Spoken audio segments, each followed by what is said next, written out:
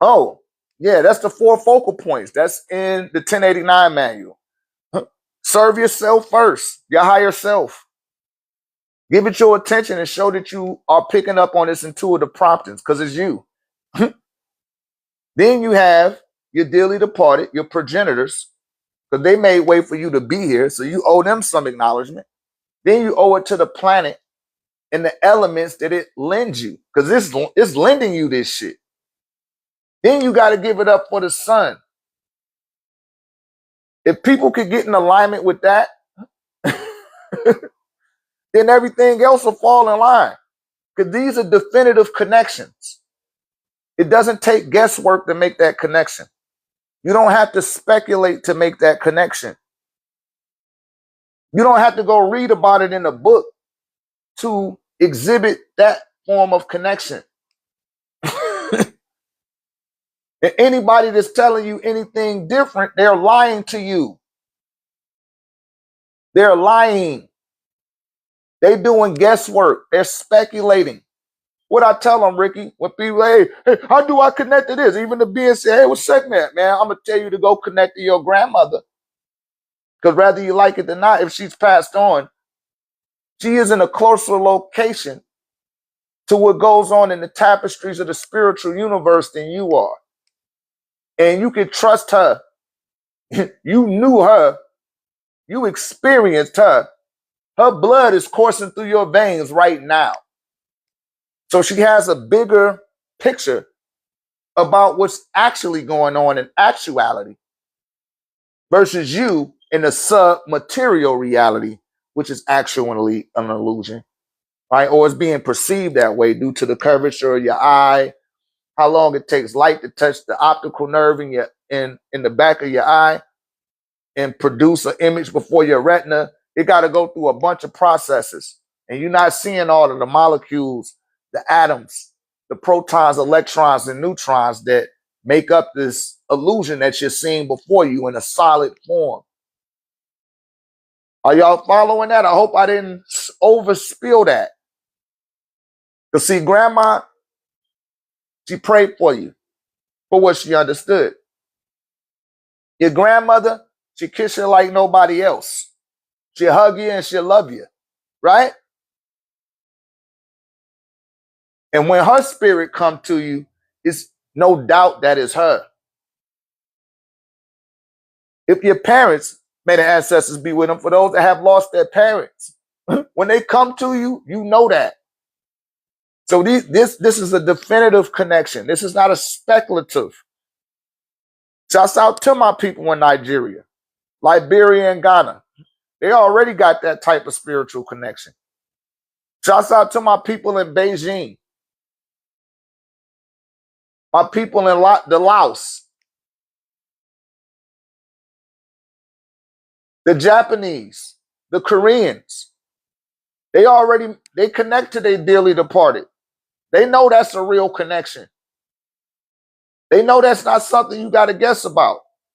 My people in Haiti, some of the Creole people in New Orleans, like they all, man, everybody else that's not up on it, they into religion. Or you're a feral spirit that's still operating on the operating system of religion, trying to connect to the circuitry of the spiritual universe. So someone has to vet this out to a lot of you guys. That's why I say hashtag spirituality for beginners. Because a lot of you, if you haven't been initiated into no orders or nothing like that, you don't come from some traditional system, you're dealing with a lot of guesswork.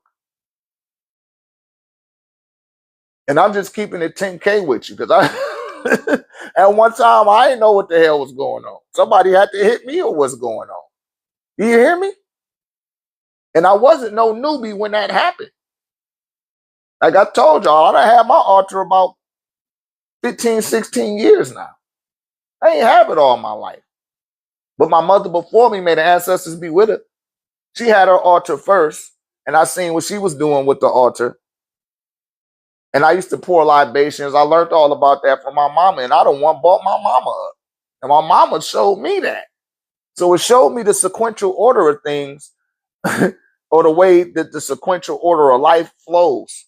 and how you supposed to receive the information, right? And one time, me and my mother, we used to have so many intimate conversations because I tableeked her. You know, she was beyond my mother. She was like my building buddy. I love my mama. She was like my sister almost. You know what I mean? Like your main homie. You know what I'm saying?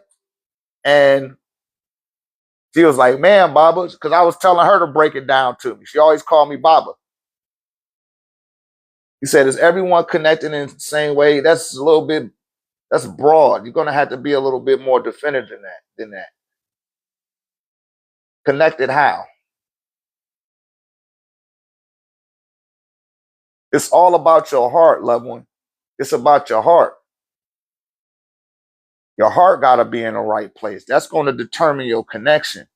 And that's what we're talking about as we go into Raynology 102, the Het Hiru.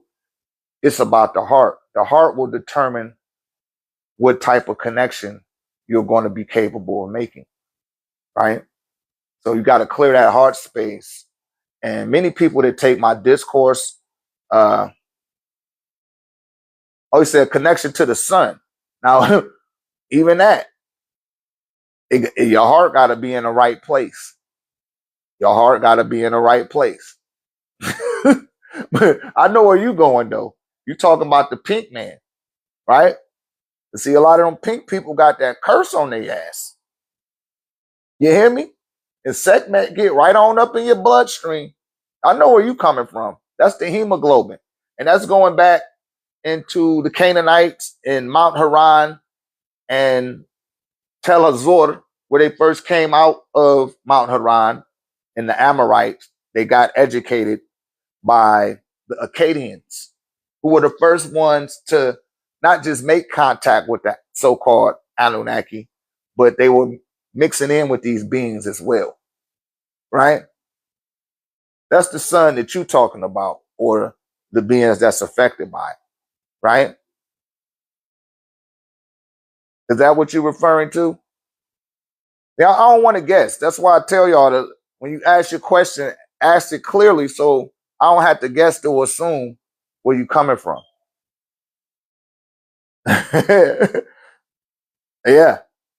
See, it was some stuff put in place because what happened was once those beings left Akkad, listen, once those beings left Akkad, what you're referring to as Babylon, some people will say Samaria, some say Mesopotamia. It wasn't that, it was called Akkad.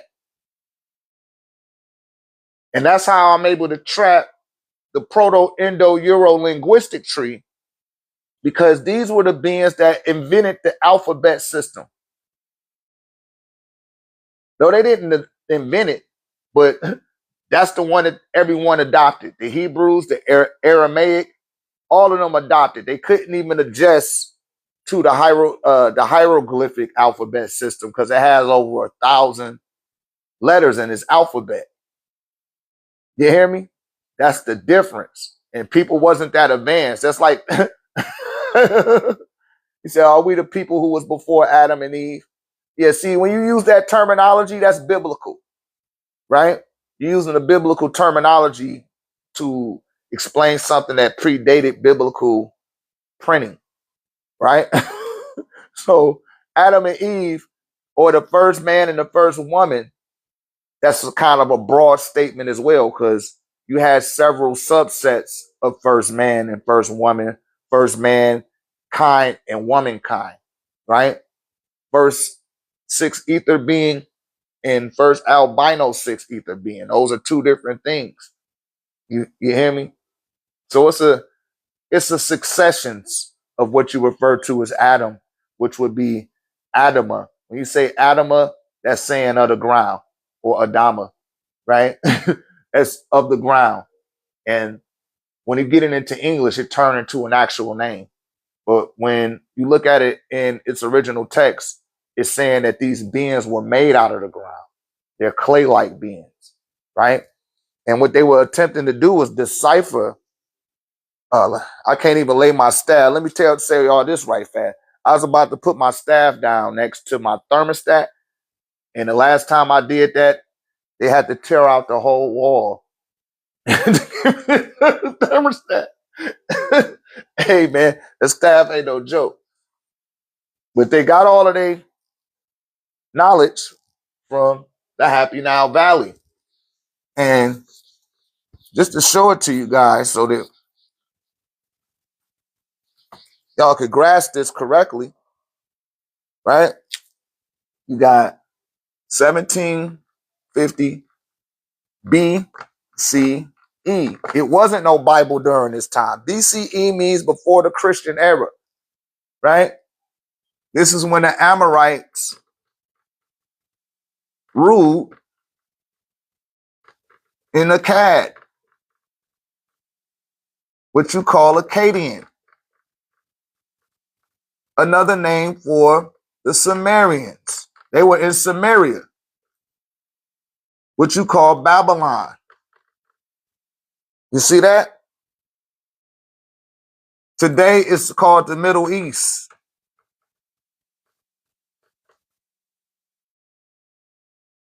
Walk with me now. The Amorites, this is when they first got educated. They first got educated in 1750 BCE. And from there, in 1650 BCE, they lost everything and ended up in what they end up calling Egyptos, right? They moved there, which was called Amen, not the land of Ra, because Upper Egypt was called, what they call in Upper Egypt, that was Lower Egypt. We call that the land of Amen. That's why y'all say amen at the end of your prayer. All of the Canaanites, monotheistic religions, they all say amen, right? So they was up in the land of Amen, which is also called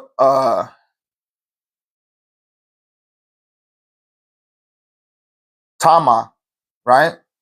Or not Tama, also called Tamare, right? That's the land. That's the name of the whole land. When you just talking about a piece of the land, you call it Tamare, the land of the sun. So in 1650 E, they got that. In 1550 BCE, got they got kicked out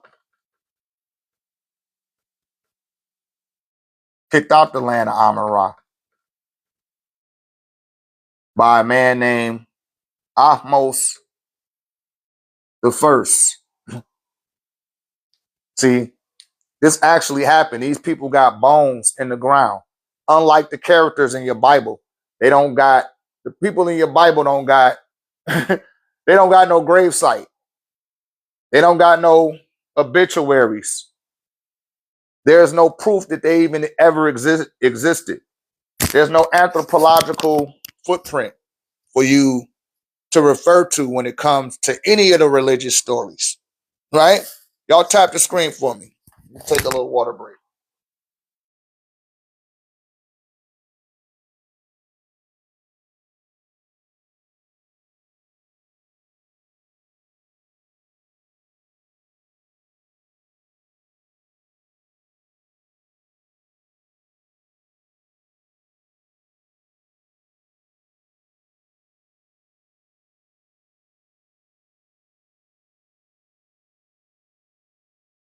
Yeah. So from here, that's when they got kicked out. But they were saying that they was ruling Egypt, which was a lie. They wasn't ruling nothing. Don't believe y'all could go check that shit out. Go check it out, because this is what happened. Almost the first came out of Nubia, right? All of the people stayed in places like Nubia, Sudan, right? Abyssinia.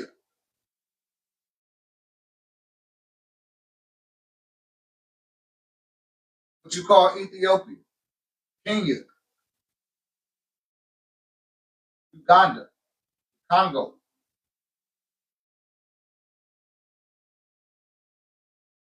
Those are the places where we thrived at. We didn't live around the occult centers. The squatters stayed by the occult centers. You hear me? Why you think they emulated all of our architecture? When you look at Rome, you don't see nothing but, or Greece, when you look at what they call ancient Greece, they copied that shit from Egypt. That's where they went to after Ahmose the First kicked their ass out. Said, man, y'all get the hell out of here. That's how they got their Pythagorean theory. Algebra, right? When you say algebra, that's Al, Geb, and Ra. See that? The land of Ra. Tamaray, the land of Ra. Or the land of Ray. You see that? This is your stuff. You need to get back in alignment with the originators. Why not just go to the originators and see what the hell they said? They invented paper. They invented the ink. They invented funerals. They invented embalming. Damn, they invented embalming? Yeah, they invented embalming, the dentists, combs, barbershops, wigs, lace fronts. We invented all that shit. Before this date, Akkad go back 5,000 BCE. 5,000 years before Christ was born. The Akkadian Empire was started. All you got to do is go look at Genesis 6. That's what it's talking about in Genesis 6. And if you go look at Genesis 5, it's giving you the full, right there, which the Hebrews are the people who live in Kemet. Hebrew is not no so-called African word. That's their shit. That belonged to the pink man. Give him his shit back. Hebrew is not a language. They got their shit from the Aramaic. The Aramaic got this stuff from Akkad. Everything came out of Akkad. That's why they don't like me telling y'all that. Look up the Proto-Indo-Euro linguistic tree. Look up their linguistic tree. I show it to y'all in the Ruwty paradigm. That ebook is available. You download it, right? 73 pages. The Proto-Indo-Euro tree is all of the languages that they agree upon with each other, not with so-called Africa. They don't like to bring us up. So when you talk about Pishon and Gihon and Havilia, they pretty much talking about the Nile Valley in Genesis 2.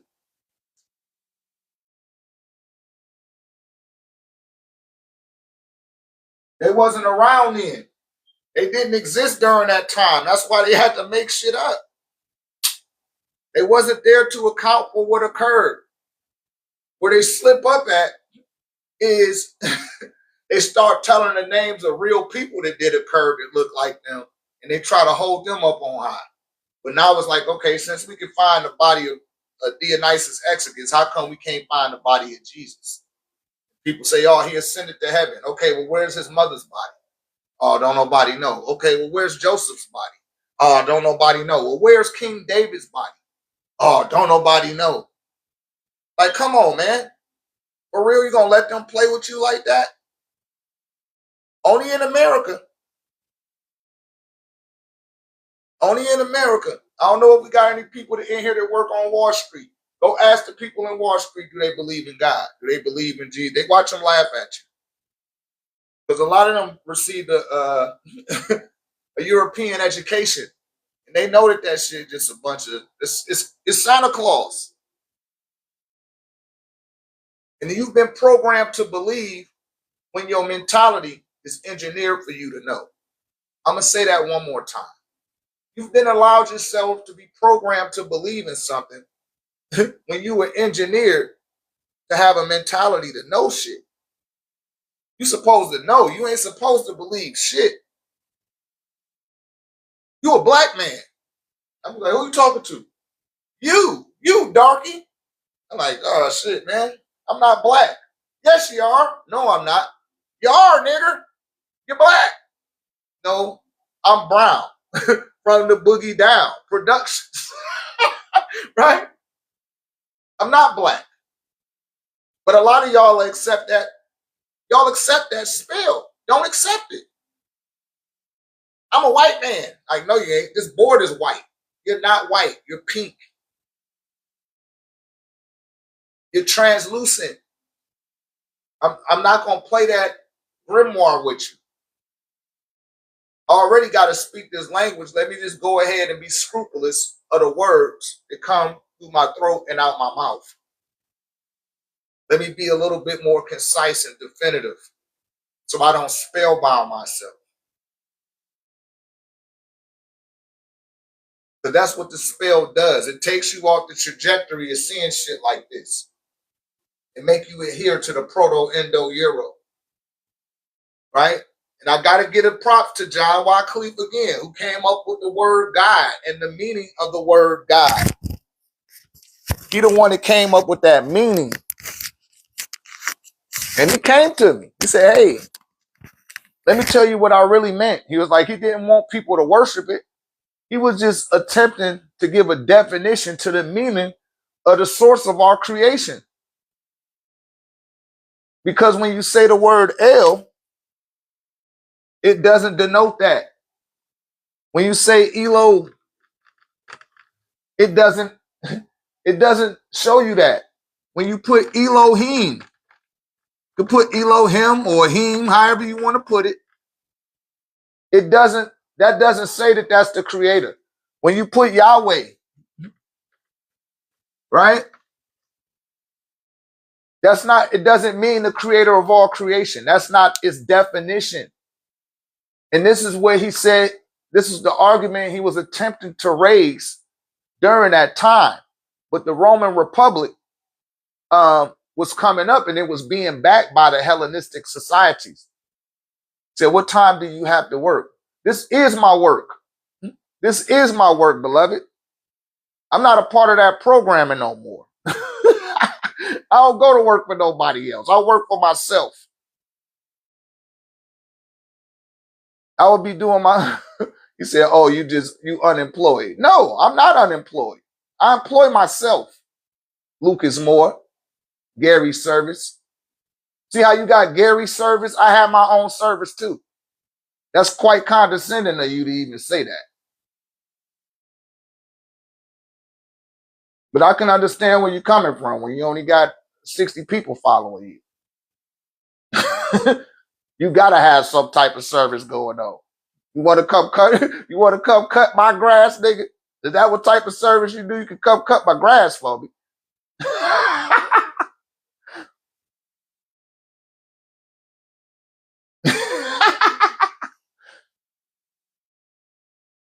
He said, I wish you pushed this much effort into a job.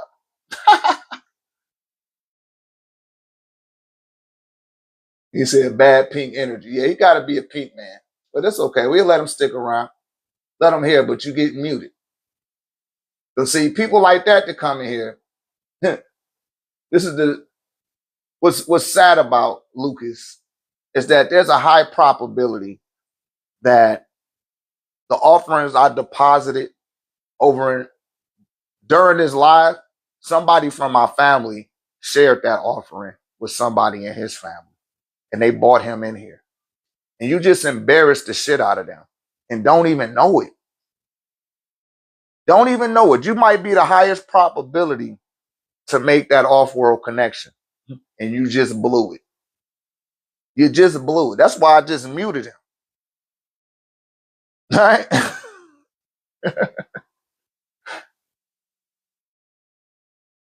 They don't want this information out there, y'all. They don't.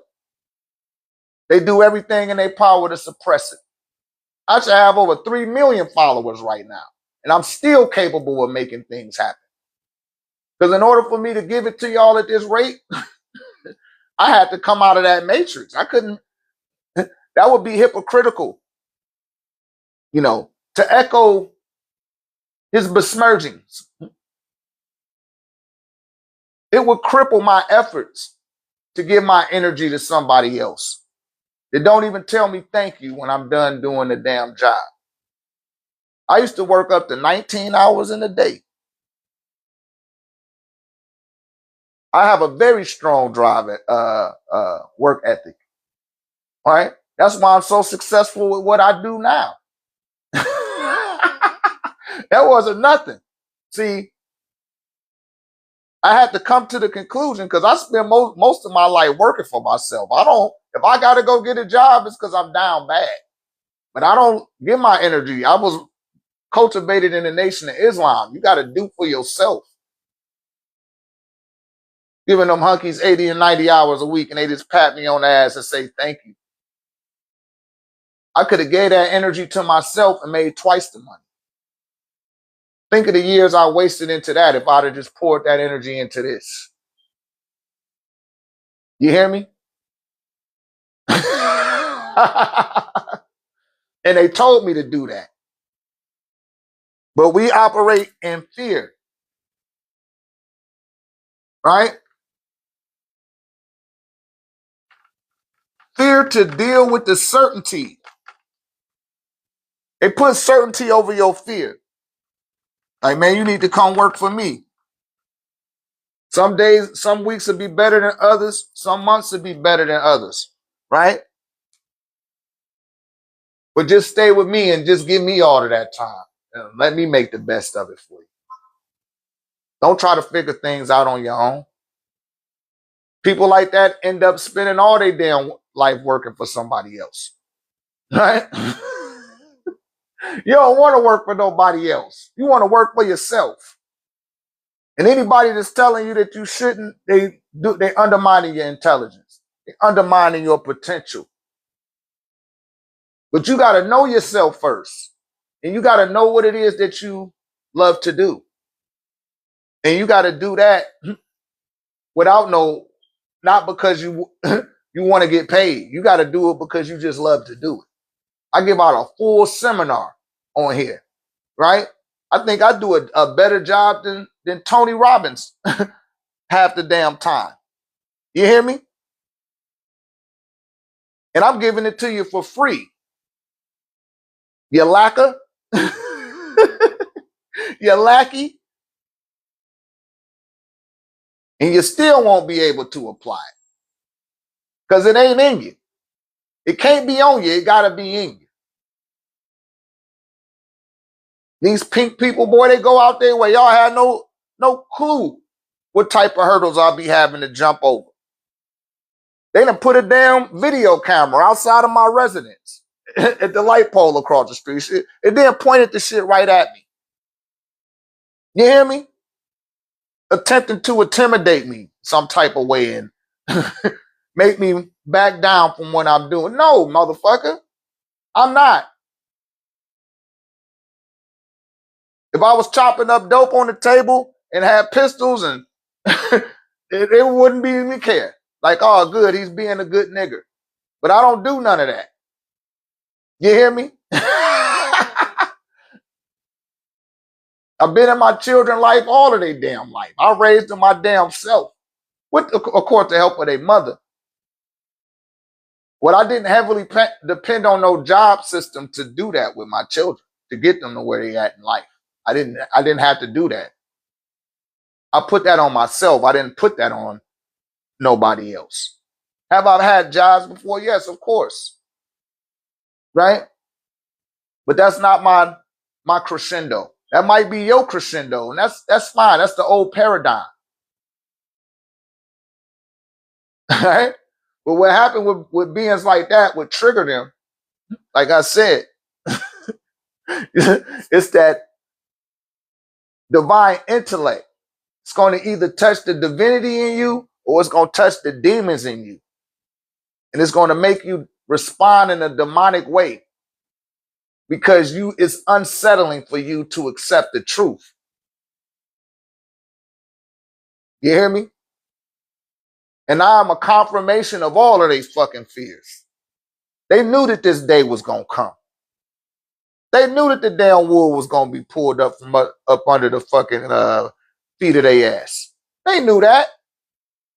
They just bet that you wouldn't know it and that I wouldn't know it. And I wouldn't have the heart to get out here and tell your ass. See, that's what they betted on. But they lost their bet. They lost the wager.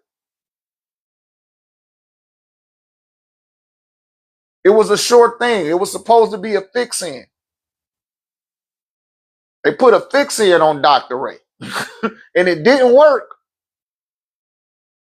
Now they got to watch me like, damn, man, I thought y'all said that. And it didn't work. And now they've been giving notice. Now they've been giving notice. Because like I tell y'all, my efforts, me keeping posts, I don't know what is keeping off, but I know it's keeping it off. Right? I know it's keeping it off. And I know that the ripple effects is being felt. And I know the Roman Empire paradigm is crumbling. I know people starting to become aware of the fact that they're not black. I know that people starting to align themselves with their dearly departed. I know we starting to dissipate the darkness from this reality. I know we starting to eliminate the chemtrails from out the sky. The ley lines is getting cleared up. And it ain't nothing they can do about it. Because now people are aware that you got 100 years here. Right? You got 100 years at best, man. Stop letting their ass play scary, playing horror flick with you. Stop letting them play horror flick with your existence. You got 100 years if you lucky. Right? You spent 12 years a slave in the grimoire hell called grammar school. Right?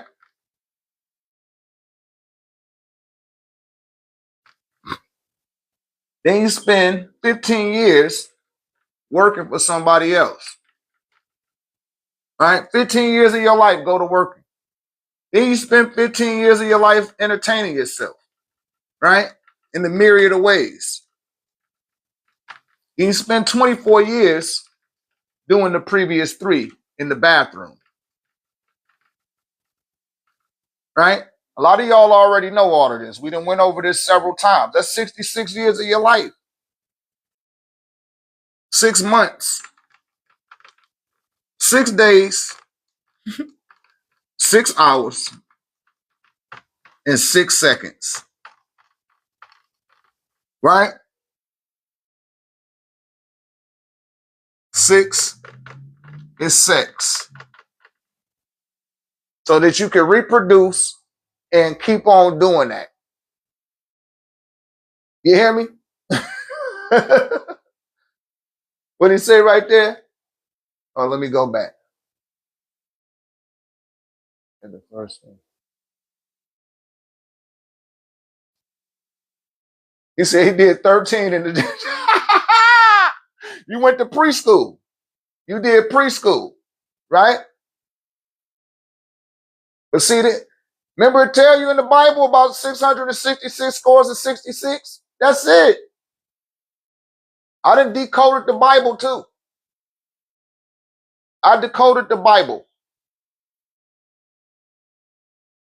And the time that I had to do it, listen, I wasn't working for nobody. If I was working for somebody, back then I wouldn't be here talking what I'm talking right now. And that's to echo it even further. Because I'm trying to save face for your goofy ass. A lot of y'all.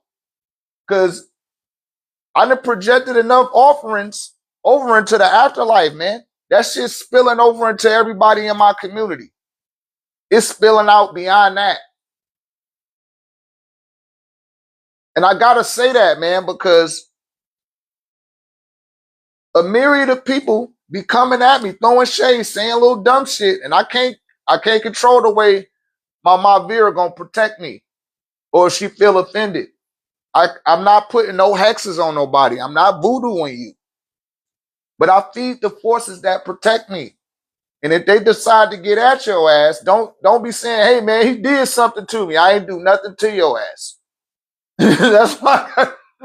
If people be catching bad ones fucking with me, you end up in the hospital talking shit about me. You better be quiet.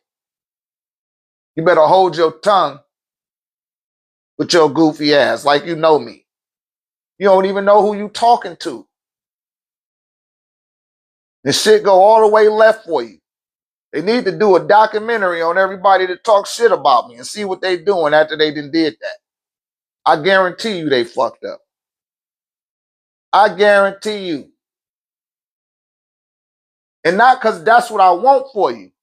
But see, what the reason why these things happen that way is because you're not having an impact on this reality at the same rate of the being that's putting that stuff out there. You hear me? You're not doing nothing to equal or greater value than what I'm doing, but you're talking shit about. It don't work like that. You do that and you're doing yourself a disservice. You're doing your elders a disservice. You curse your own children. You might have been the last hope to bring some ramification for the next 4 or 5 generations, and you blew it. This is not a video game. You're not going to just blink and then come back where you left off. That's what people think when they use the word reincarnation.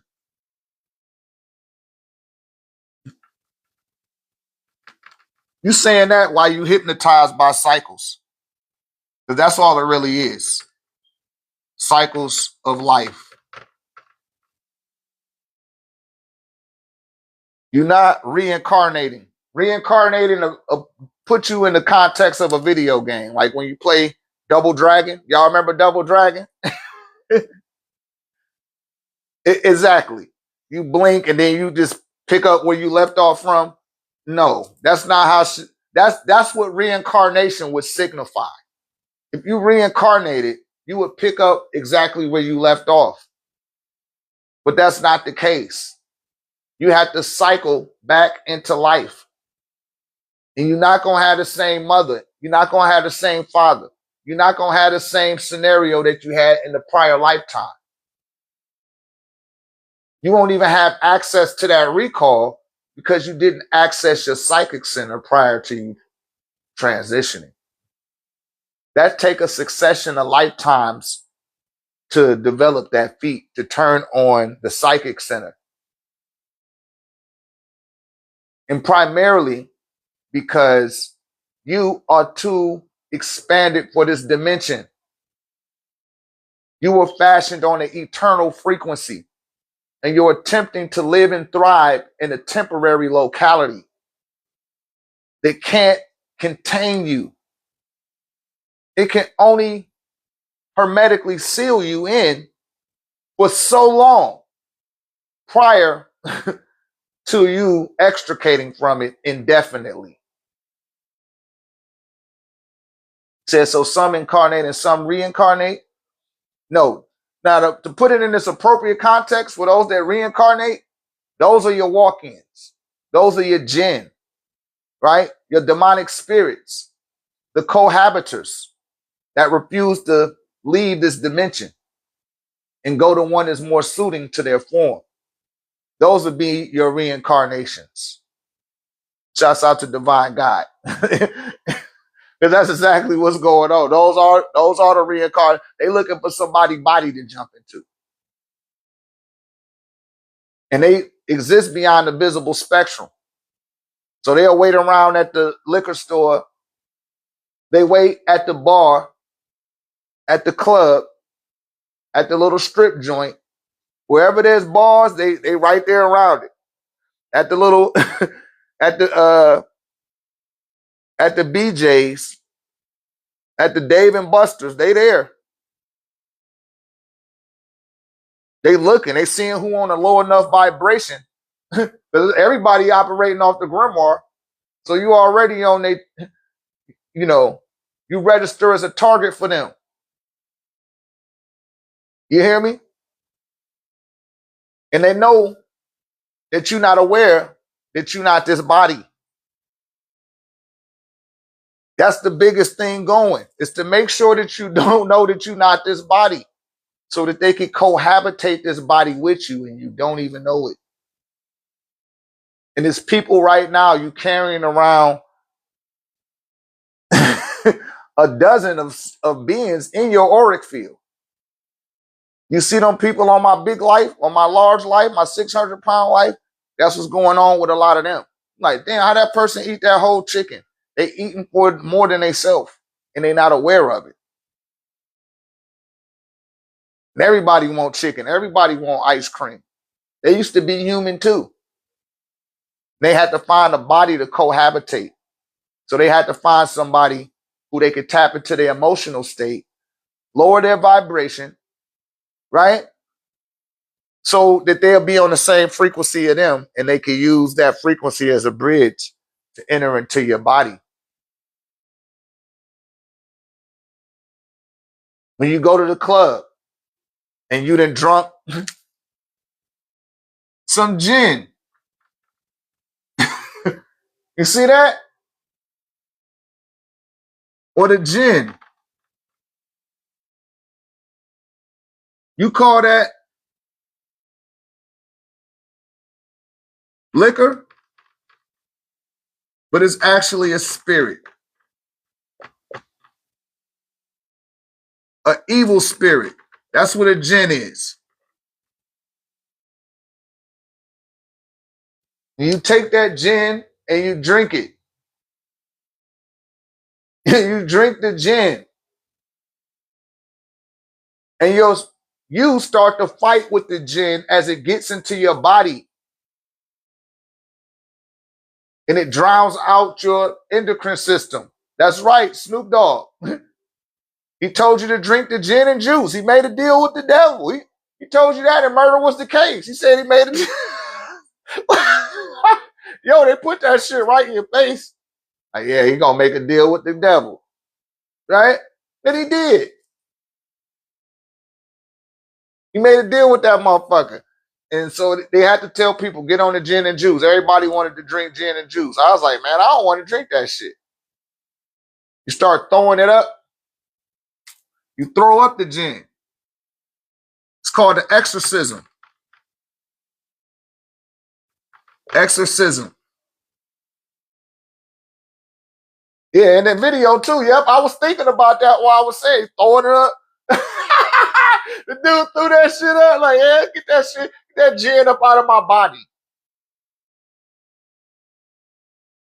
Got the gin up out of his ass. You hear me? But that's what happened. And they got to tell you that it's spirits. When you go to the store, they say liquor or spirits. Beer and wine. Do they not? You ever notice how it feel when you go into the liquor store? Notice how it feels different in the liquor store than when you walk into any other store? Have you never noticed that?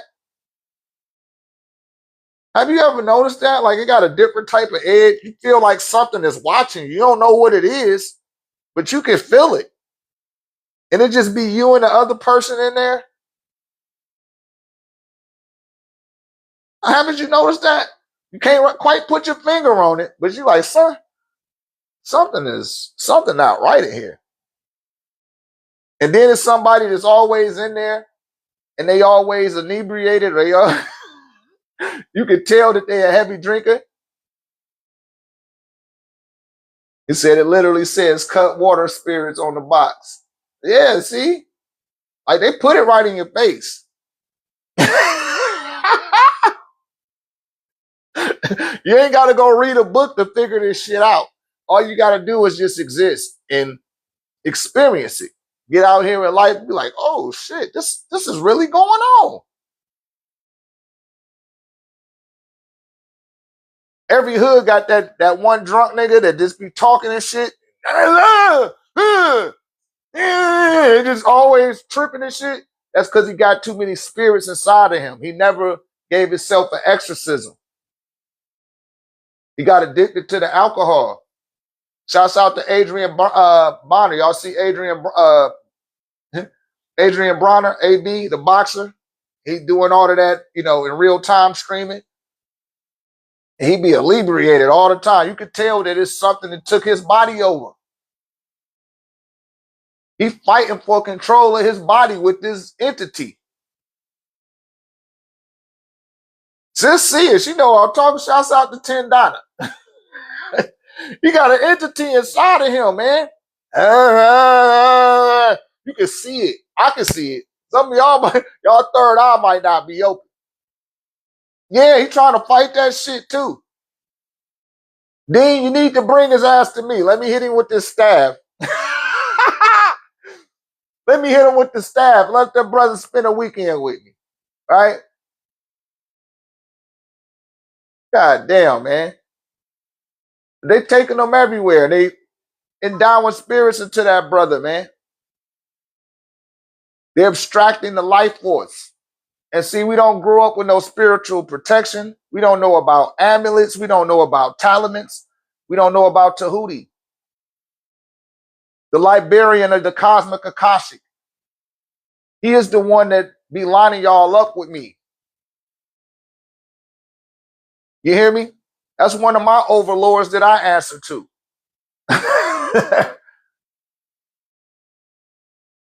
That's where I get that's where I get them promptings.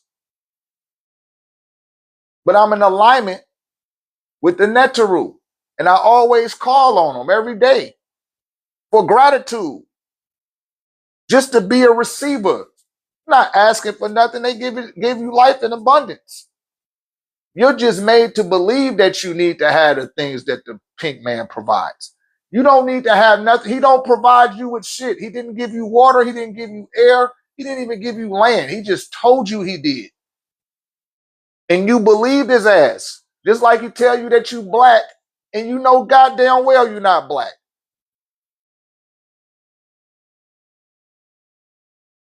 Always correct people. Especially my bright-skinned brothers. They're like, yo, you're not black. Oh, man, I'm mixed. Like, no, you're not mixed either. What color are you actually? Say that you that. Don't let nobody just be telling you shit and putting labels on you and you identifying with a way somebody else perceive you, and that ain't the way that you perceive yourself. See, this is a new paradigm. And raynology is mental knowledge. All right? We're dealing with mental knowledge. And we are erasing that grimoire. We're going to uninstall that system. As long as you vibrating on that frequency, it's a 6 ether ghost frequency. Not the 6 ether. 6 ether is the Hindus. Right? That's who we made a sexual pact with, was the Hindus. That's why we so tall. We used to be real little. Then we got taller. And once we got taller, then other beings from other star constellations started coming here and started interbreeding with you. And then we got even taller. Y'all hear me? It's just that their genetic template didn't disrupt yours. Certain solar systems, there are certain constellations that have been eradicated. They done went through event horizons. Their solar system has turned into a white dwarf. They got to leave it. Not their flesh, not their bones, but their soul. It had to leave the planet and go find out another planet. And your soul, Latin word for sun, gives off a ray of light called a radius, and you can get inside that ray of light and beam yourself to that particular alpha star in the hemisphere of your sky and find another planet to thrive on. That's solar standing. And that's just in the material universe. These are wayward souls. Some call them refugee souls. They, they came from whole other galaxies. And they feel out of place. You ever seen somebody and like, damn, why that being so out of place? Or they might eat something extra weird. You like, yo, you eating that? And you're like, yeah, it's good. That's you looking at their flesh and their composition, but that soul might not be from this. It might not be from this nebula.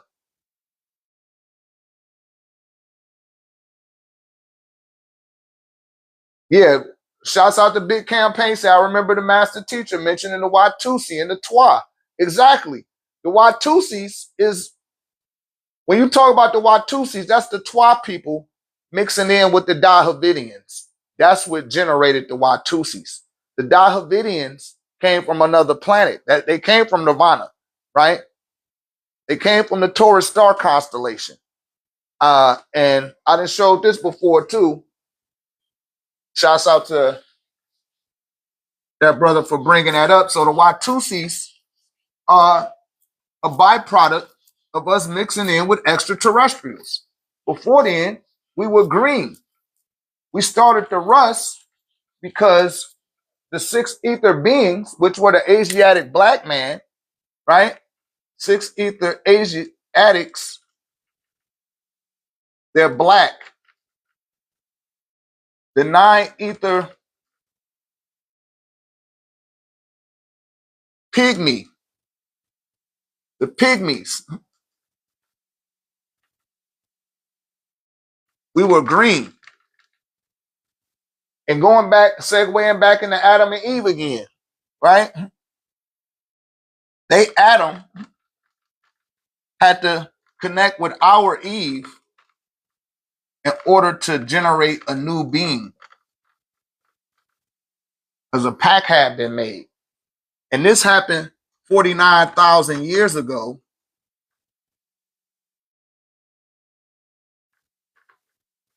In a CAD. This don't have nothing to do with what's going on in the Happy Nile Valley. Because they didn't want those beings in there. These beings came from the Taurus star constellation and another constellation called Nirvana, right? So you got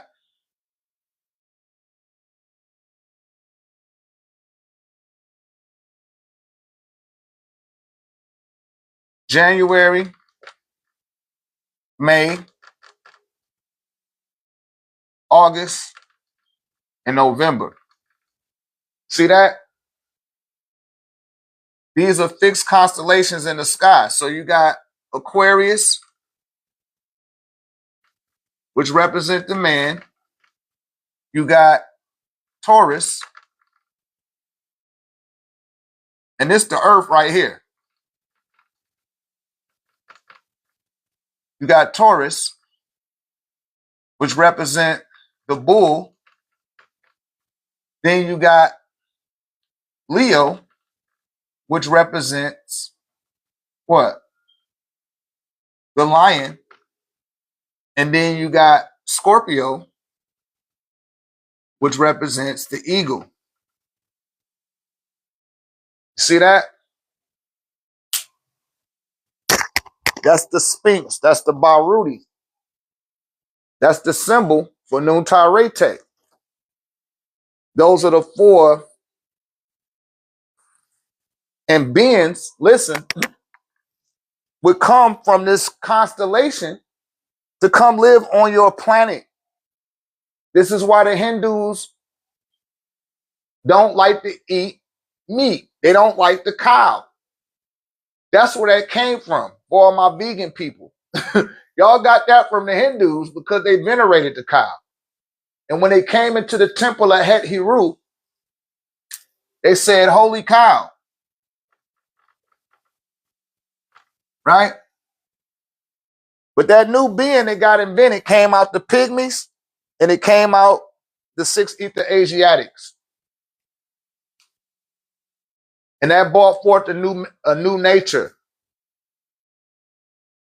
But that was different from the beings, the Anu people that came out of the land of Amun Ra. Anu was like, no, y'all can't mix in like that. He didn't want them to mix. That's why he cut off Australia. He cut Australia. You see how Australia is off to the side? Because they tried to mix in. They was like, no, man, ain't no mixing in. Get y'all ass over there. Some of them went north. Because you had other land masses there. We talked about that the other day too, brother. I don't know how long you've been following. But we was going in on that the other day about the 7 cities that was established by Enki and the 7 cities that was established by Enlil. And that's what it's talking about in Genesis chapter 1, verse 24. And I'm only using those references because that's the best that you guys have in English to refer to that correlates with what I'm talking about. Y'all don't know about the Akkadian texts and the Akkadian records and the stuff that they had to say. But this is our earth in the center. These are the fixed constellations in your sky. These are fixed constellations. You hear me? And this represents the man, the bull, the lion, and the eagle, which is the Ruwty, which is sitting there, and his eyes is aligned with the Sphinx in the Leo, or his eyes are aligned with the Leo star constellation. Regulus and Denebola, 2 alpha stars in that star constellation. Don't believe me? You can look this shit up. Like, I'm not making this up. It ain't something. It's very verifiable. The footprint that I'm giving you guys to refer to. But I'm going to tell y'all this. All of that don't mean nothing if you're not venerating your own grandmothers and your man, make that connection. It keep going back to that. I've been on this 29 years, you guys. I'm telling you what I've experienced. You have to dial in with your dearly departed, man. Dial in with them. Dial in with them. That's who you owe the gratitude to them. You owe it to them. They sacrificed for you to be here so that you didn't have to go through the same things they had to go through. Just acknowledge it and give them reverence. Give them their respect. And, you got family, tell family members about people that they didn't know about that existed before they got here. And the things that they did that made it possible for them to be doing the things that they do. Right? I'm highly aware. I can't wait to tell people when they ask. In my own family. This is what makes the family stronger. This create bond and integrity amongst your collective. Because y'all all agreed to incarnate into that family. Y'all did. Even your mama and daddy. They just don't remember it. And see, we were operating in an animalistic nature because we was being taught by an animalistic being. But when you look at the Ruwty, whenever the Ruwty appears, that means that you need to stand up, grow your wings, and ascend from your animal consciousness and take on the consciousness of a high priest. See the high priest? See the namuz on his head? That namuz, that headdress? That means that you're a priest. And you become a priest of the sun. And then you become the son of a son. The Canaanites didn't know that. They didn't know how to correlate the two. They ain't have enough brain circuits activating to comprehend that shit. But they stole as much as they could. And those that was able to do it, they was called crazy. They said that, yo, you don't know what you're talking about. So they had to create and develop gods for them. Zeus, Apollo, Athena. And all they had to create a narrative. because they didn't have one. They don't have no real spiritual connection like that. That's why they tried it again. They keep trying it. First they did it with the Greek shit. Then the Romans had their little things, Saturnalia, and but even that was piece of the Greeks. They didn't know how to come up with their own because they got kicked out of the Happy Nile Valley. And they wasn't given access. They weren't initiated into the occult centers. That's why they over there robbing the graves right now and trying to pull up the information. They still trying to put it together because it's not inside of their genetics. And they don't want you to know that. If they did want you to know that, when they did the gods of Egypt, all of them should have been Nubian. It should have been all Nubian people in that movie anyway, but it wasn't. When they made the Mummy 1, 2, and 3, they made sure that they was pink. You know goddamn well ain't no pink people buried in none of them damn tombs. They were gypsies. That's what Egyptos means. Burnt-faced gypsy. They were squatters. They didn't have nowhere to live. They didn't have they did have somewhere to live. They just didn't want to go live in the cave. But they never came out the caves of the land that they was given. You hear me? This ain't no biblical story. This is actuality. That land was given to Khufu. Khufu took over that land because they wasn't doing shit to it. That's why the Masons and the Shriners hold Khufu up. When you look on there on the Shriners tarboosh, which they call it a fez, on their fez, right there at the crescent, it has a high priest with the Namuz on his head. That's Khufu. Khufu's son, Menkaure, ruled Tel Azor. And I showed y'all that in the Ruwty paradigm. All of the Sphinx or the Ruwty paws that they found all through Tel Azor, what they call in the land of Canaan. Right? Modern day Israel, Palestine, Turkey, and Syria. All of that shit that's the Canaanite land. That's why so much conflict about it over there now. But we ruled over those people because the Akkadians didn't want to do nothing with them. So we brought their ass up the coast and sent their ass to Akkad. We ain't bring them down into the Happy Nile Valley. Said, go take your ass to Akkad so that you can learn to be upright and join the rulership system. For those people, I'm talking about the Nubian people now. They weren't that bright. They were Neolithic. That was the Neolithic period. When you try to look those pictures up and you look up Neolithic and all of that, guess what happened? They're going to show you some white person. They start showing you white people. Start whitewashing the illustrations.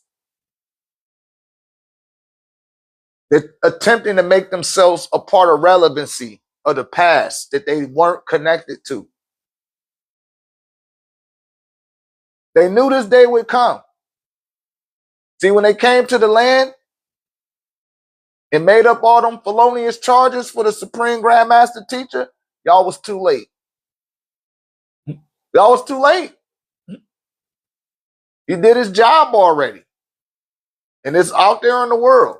And now you don't got no choice. Now everybody and their mama talking about the Draconians like it's something new. The Draconians came, man, we knew about the Draconians back in the 90s. And I'm not saying that just to be saying, hey, we been knew that. Like, yo, that's not no new information. I'm saying because people be perpetuating it like that's just some new discovery. No, your ass just woke up. You late. Right? I mean, to get that spoiler alert. Right? Because I wasn't doing this. Right? I know that this is what I was supposed to do, but this was not what I was doing. Like, no, man, you got to get your ass out there and set the record straight. Because it's my generation's time now. I'm on the lower end of Generation X. So I had to step in for the generation that come after Generation X. And many of them are receptive. A lot of the younger children, I'm starting to get younger women. And when I say younger, I mean those not in their 50s and 40s. Now we're starting to get sisters in their 30s and their 20s. They're starting to join the community now. You hear me? We even have some underage minors in our community, meaning that they under the age of 21. Their minds are they was already born out with the grimoire uninstalled. They don't have that shit on their consciousness. They don't believe in the program. They got questions. They they gonna do their research. They grew up with a computer. They're quite tech savvy. So they can get it a lot faster once they tap in, once they start applying themselves. Right? Anybody got any other questions out there?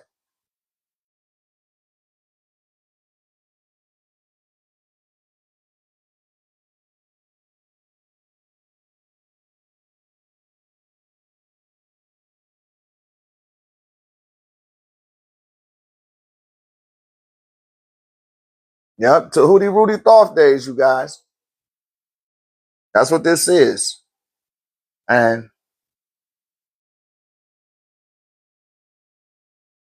he said, did the Hebrews become Hebrews when Alexander started calling them Hebrews? Let me tell you, Jerusalem wasn't even Jerusalem. By the time they set up Jerusalem, that shit was being conquered by the Romans. You hear me? How did the Romans suppress the Hindus? I mean, the Hebrews. Hebrew just pretty much means to cross over. It's talking about a being named Ebir. If you take the H off of Hebrew, because it really, they got that from the Happy Nile Valley, as I aforementioned. All that, all up in there on the land of Canaan, which you had to cross over, Alexandria. You familiar? Well, she got a real name too. That's what I'm talking about. Tadnut Amun Bakare, right? You know about the Liberia, Alexandria. When you cross over the Mediterranean and go north eastward, that's going to take you back over into that land, into the land of Canaan, which they call it Israel, Palestine, Turkey, and Syria. All that whole little area, all of that shit, the land of Canaan, right? Now, the beings there that attempted to call themselves Ebir, because Ebir was the the father of or he was the father of Torah or Terah, who was the father of Abraham. And he crossed over the Tigris Euphrates to get to Ur. Where's Ur? Ur is in Chaldea. Chaldea is where Abraham is from. It's also one of the cities that was built by Enki, right? Enki built that city. And when they came over there, they were attempting to teach those people an alphabetical system. Because I told y'all that all started with the Akkadians. They're the ones that built the alphabet system. So the so-called Hebraic system, which is really Yiddish, the so-called Jews, they speak Yiddish. They don't speak Aramaic. And for those that do, they know that they don't have no original context for what they're calling the Torah. This is why I'm always bringing up paper. Who invented the paper? Who invented the ink? I want to hear what they got to say. I don't care what nobody else, because their story be too ambiguous. But they didn't start calling themselves Hebrews till after the Romans invaded Jerusalem back in 70 AD and took all of their shit. They took the Torah. They took all of that shit from their ass. Hijacked their ass. That was the Roman Republic, which ended up becoming the Roman Empire, which they show y'all that in Star Wars. So this was their infancy stages of getting to the point to where the Roman Empire is today, right? Which rules over New York City. That's why they call it the Empire State Building. They're talking about the Roman Empire State, right? It's the Roman Empire State. That's why they got all them big cathedrals right downtown and all that stuff, right? And that's in every city, but that's the Roman Empire. And they validated the Hebrew story to give themselves some validity. Because neither one of them got no validity. Neither one of them have no language. None of them had no land. That's why they needed the Phoenicians, who also don't have no land. The same thing with Mesopotamians. They don't have a definitive land base. They just spread all over the place. And if you do a little bit of due diligence or research, which I know that you can and you will see it like, yo, you probably already know that shit.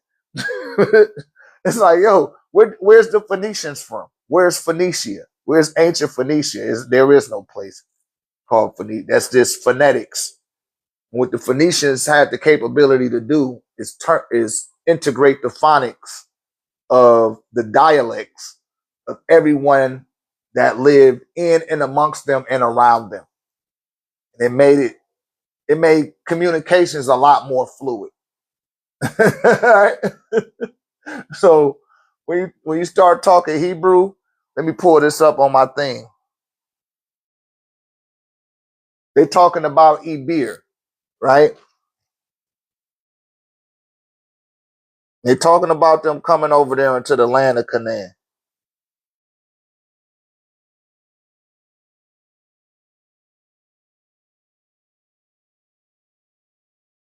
Let me see if I can pull this up. I think I got it already up somewhere. Is that in this one? Nope, it's in this one.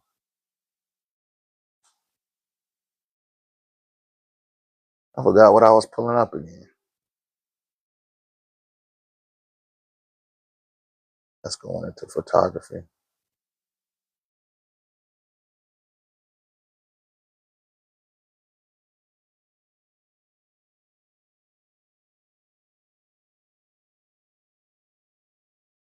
Yeah. Yeah, but we set the precedence for learning. That precedent's been set by the Happy Now Valley, and they know it.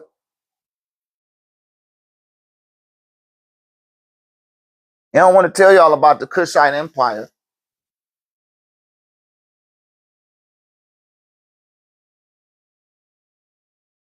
They want to keep everything. Oh, that's what I was looking for, the Proto-Indo-Euro tree.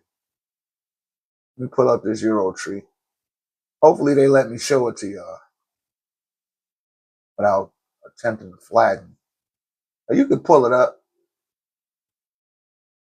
Y'all can pull up the Proto-Indo-Euro tree. But you take the Proto-Indo-Euro tree, you adapt it to timelines, right? Look at all them branches, look at where they begin, and then start taking the timelines.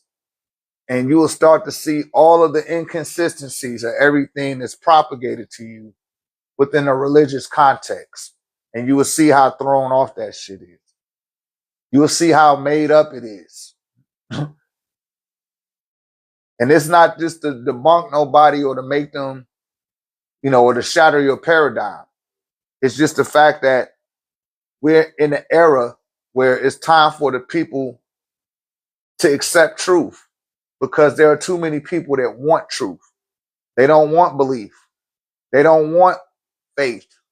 They want to know. If you got cars riding around here that can ride themselves and don't need you in the car in order to operate, that means that the technology has advanced beyond our intellectual degree. Because even though humans are generating that, your average Joe Schmo don't know how to build a car to do that. So that shows an inconsistency in the brain power, right, of the creation. There's some type of inconsistency there.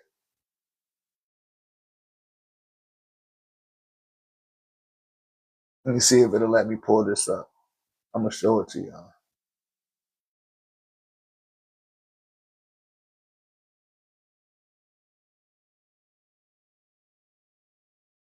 Yeah, but it's just deprogramming from this crap, man. That's all. It's just deprogramming from it. You can't see it all the way good, but we're still.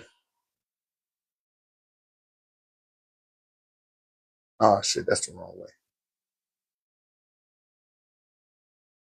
Okay,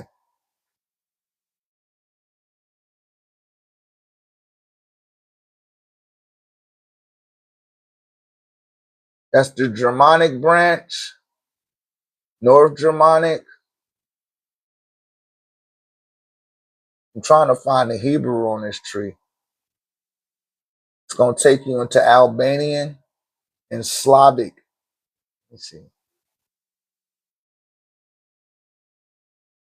It's the Italic Romance. See the Slavic, Albanian,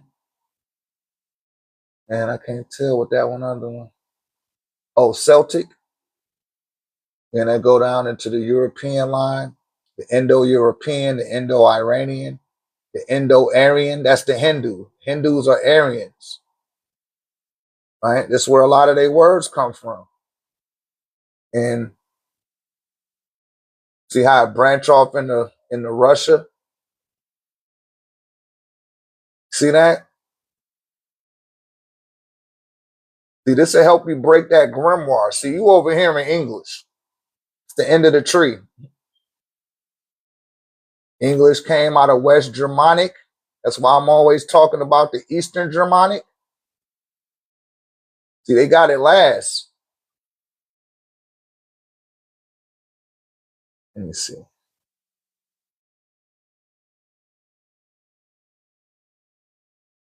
North Germanic, the Greeks, the Armenians above them. They go to Polish, the Russian. This is showing y'all going all the way back into the Persians, Punjabi. Those are Hindus. See the Hindi? See how it's before this end of the tree? That's why I bring up the Hindus. Those are the ones that came and mixed in with us. This don't got nothing to do with your Bible and your beliefs. This has everything to do with reality. And this is where the form of these words come from. And that's why I be so perplexed when people be talking about the word God and when they're using the word God to validate their conviction. And I know they haven't did enough due diligence. And the reason why I say that is because I too was once into the Bible, Christianity, Islam, and it made me pay attention. They're like, damn, let me look deeper. You hear me? Let me look deeper because this shit done reached the ceiling already.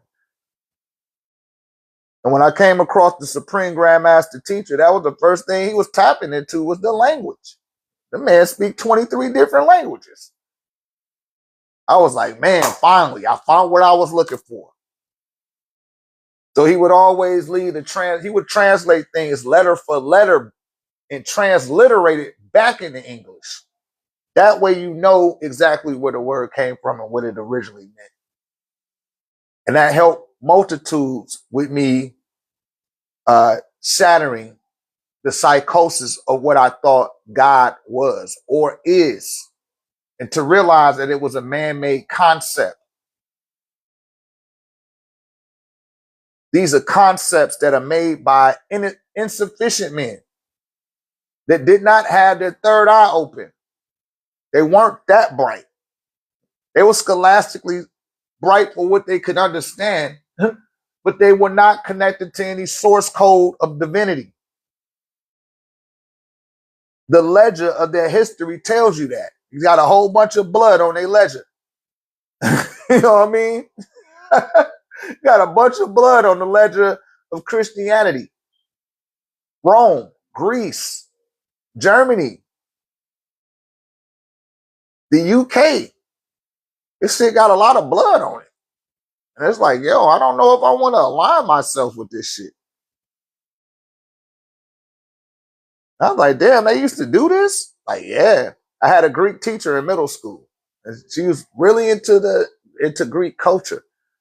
And she would make, man, I was really reading that shit. A lot of people wasn't reading it. They just trying to pass. I'm like, man, did y'all read this shit? They was like, nah, I don't be reading that. Like, man, these motherfuckers is wicked. The stuff that they was doing to their women, to the little boys. That's why today you can go over there. You can have you a little boy lover. You don't have to be 13 either. There's no pedophilia in Greece. There's no charges for that.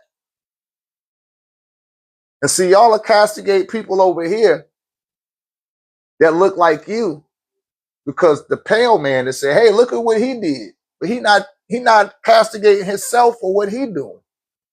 That's his nature. And you're encouraging our people to conduct themselves in that manner. A la Epstein files. You're introducing them to something that they didn't grow up accustomed to seeing. But see, I've done my due diligence. And I know the enemy in the inner me. So these motherfuckers out here trying to castigate themselves like they're an enemy. Oh, I know your ass too. If I know the inner enemy, you don't think I'm going to know about your ass and your devilishment and your wickedness? Because the one that I've acquired, it came from you. And I'm able to acknowledge that and remove it from my being and operate as who I am again. And I'm not none of that. I'm a Nefertum. I tell y'all that all the time. I'm a Nefertum. Right? And yes, I'm a Nuabia as well. I am that as well. I'm everything that you cannot define inside of his dictionary. That is not a part of his Proto-Indo-Euro tree. And that's why some of them get frustrated and upset. You don't think that they be cross-checking and referencing the stuff I'm saying while I'm saying it to y'all in real time? That's why they come in here and be triggered and say certain things, because the jig is up. The jig is up. And he who has an ear, let them hear what the angel has to say to the people. Because many are called, but few are chosen. Got these niggas out here saying, I'm talking to you, chosen, man. Everybody chosen. That ain't enough. Everybody is called to be chosen. Many are called, but few are chosen.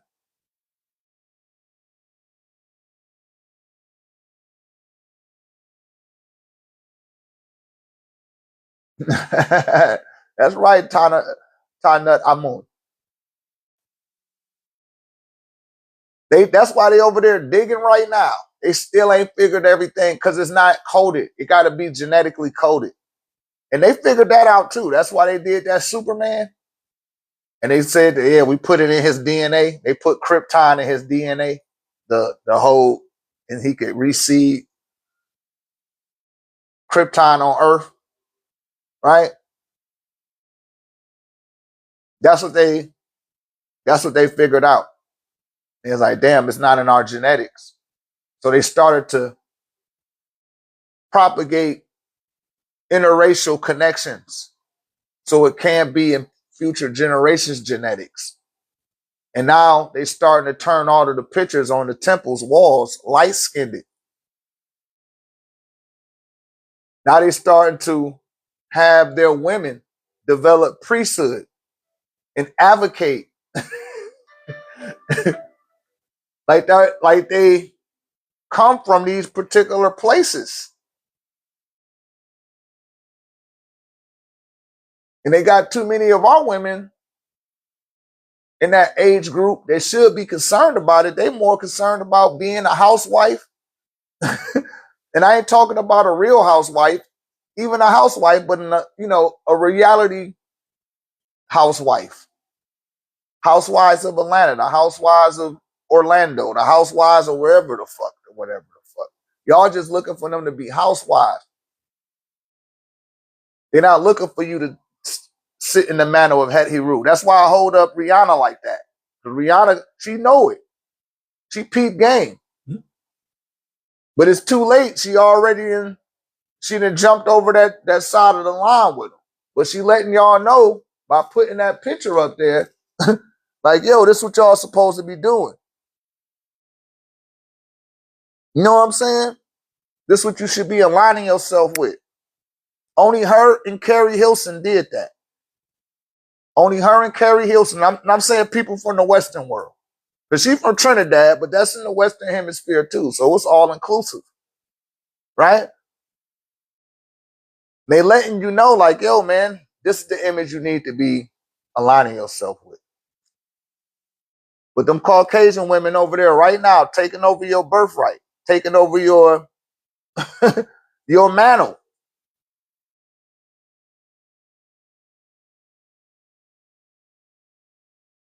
They taking our shit over, man. Y'all letting them. I'm talking to the sisters. You know, a lot of the sisters be, y'all want to be city girls and shit like that. And Little Kim and Nicki, like, man, that's to destroy the little so-called black girl, right? Or the Negroid, or the Nubian, the melanated ones. They weaponize that market towards our children and encourage them to be thieves and streetwalkers.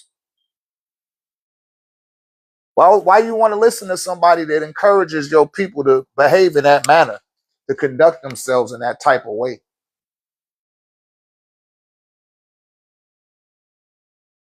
I would be doing you an injustice if I didn't bring this up to your awareness field. I'll be wrong. But ain't nobody else telling y'all. I watch what other people be talking about on here, but this is what I'm supposed to be talking about. Like, man, it's my lane. And let me talk to the people that's new, because a lot of y'all new. I don't care if you've been on the team. You ain't been initiated into nothing. You ain't really tapped into nothing. You just all over the place. And take it how you want to. And I'm just telling you. I show people how to make a real connection, because I've made those connections. And you can learn it too. All you got to do is join the community. Get a piece of tech around your ass. At each juncture, I got people that are stubborn to getting the tech around their neck. Then you got people that'll be stubborn to taking the discourse. Then you have people that are stubborn to coming out to the events. Those are the 3 stages that people go through once they enter the community. But once you in and you get going, hey man, everything like, God damn it, I should have did this shit sooner. But you can't press rewind. So those windows of opportunity, when I'm telling you guys, when that shit hit you, you got to be on it, man. Think they want you to be connected? Hell no. They was happy the way that you was before you woke up. That's again, I talked about this last time. This is where you're blocking the obstacles and the obstructions of your progressions come into play. Because it's like, yo, you supposed to be plugged into the matrix. What the hell are you doing? Somebody get that being to plug back up. If you don't get plugged back up, they're going to keep coming with adverse forces towards you, because they want you to get plugged back in. You hear me? They want you to go get a damn job, come work for their ass, and then get fired and get laid off. How perpetually does that happen? And I'm just saying, over the past 40 years, I'm just looking over the past 40 years. We getting laid off. I forgot what my pops was working. He was working in one of those places. They was like, yeah, everybody getting laid off now. My mom started working there too. I'm like, Mama, you got a job? That was weird. Once we left that community and integrated into society, and my mom went and got a job too, right? And then they got laid off. Yeah, they doing layoffs. Like, then they, what the fuck? Why even go get the job if it's probable for it to be laid off? And dedicated 5 years of my life to this shit. Now you got to tell me, like, come on, man. Don't let them fool y'all with that bullshit. Stop making them think that making you think that you gotta have a Mercedes, you gotta have a mansion, and you ain't gotta have all that goofy shit. That's what they're telling you that you need to have. But your own soul is telling you that you are enough. None of that stuff will make you who you are. You make you who you are. But you don't know that if you don't know yourself. You're gonna fall for every trickery, every form of chicanery that they present to you. You just gonna accept it. And it's like, nah, man, take that shit back. So what if you're really good at something, but you run from doing it? Nah, man, if you're really good at something and other people and it's helping people, you got to do it, man. Do what you love and love what you do. Before I did this, I had my own trucking company. Before I had my own trucking company, I was working in construction, right? And I mean, I was good. Everybody wanted me, but I wasn't doing. I'll be on there building at the rate that I'm building with y'all now, but I'll be talking to 4 or 5 people on an extended line, building with them while I'm working. Hey, Green, get off that phone. We need you. Hey, I got to call y'all back. And I'll call the people back. We'll continue on. They're like, man, why you don't just call us when you get off of work? I'm like, I can't. Because when I get off of work, it's time to go to sleep, but I got to wake back up. So I get all my talking in while I'm at work. I used to take my devices and lay them out in the sun and stuff like that. I did that shit for years, right? Like I told you, I've been doing this for 15 years, but I wasn't doing this. I wasn't putting 1,000% into it. And I remember when I wasn't having a good year. I wasn't doing good with my trucking business at all. The diesel prices had spiked. I couldn't afford all that shit, man. And I realized to count my losses. All right, man, let me go ahead and cut the cord while these losses is accumulating. And I even kicked myself in the ass then. It was like, man, why did you try to do a truck? I was doing a trucking business to pour into this business. I was like, no, you should have just did what you like to do. But like I said, I cut my losses real early and switched over into what I wanted to do. And my mother is the one that came to me and brought that to my attention. May the ancestors be with her. She said, Baba, you gotta get it out the mud. You know how to get it out the mud. You got to put 1,000% into what it is that you love to do in order to garner a result.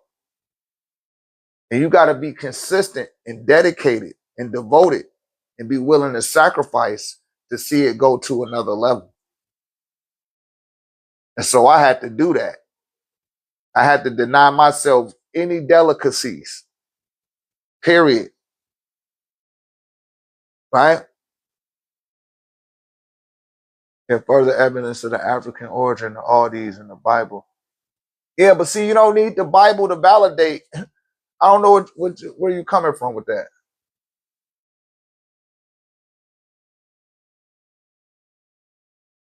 Yeah, because we covered that. When you're talking about jihad, Pihan, Habilia, or Pishan and Gihan, Habilia, those are places in Africa. But they won't use they won't use those names. They use the names that they want to use. Right? But yeah, we touched on that already, sis. We already touched on that. But furthermore, into my point of what I'm telling y'all, or I'm answering my man, if it's something that you real good at, man, do that shit. I tell one of my homeboys, shouts out to Wally L. Wally L, he designed my logo. And I was like, yo, man, why you don't just do your art? You can make a lot of money off your art. He was like, yeah, man, but I gotta go get, and I ain't shoot no shots at you, Wally. It's like, he don't believe that he can make the money off his art that he gonna make working a job. And it's like, you can't play both sides of the fence.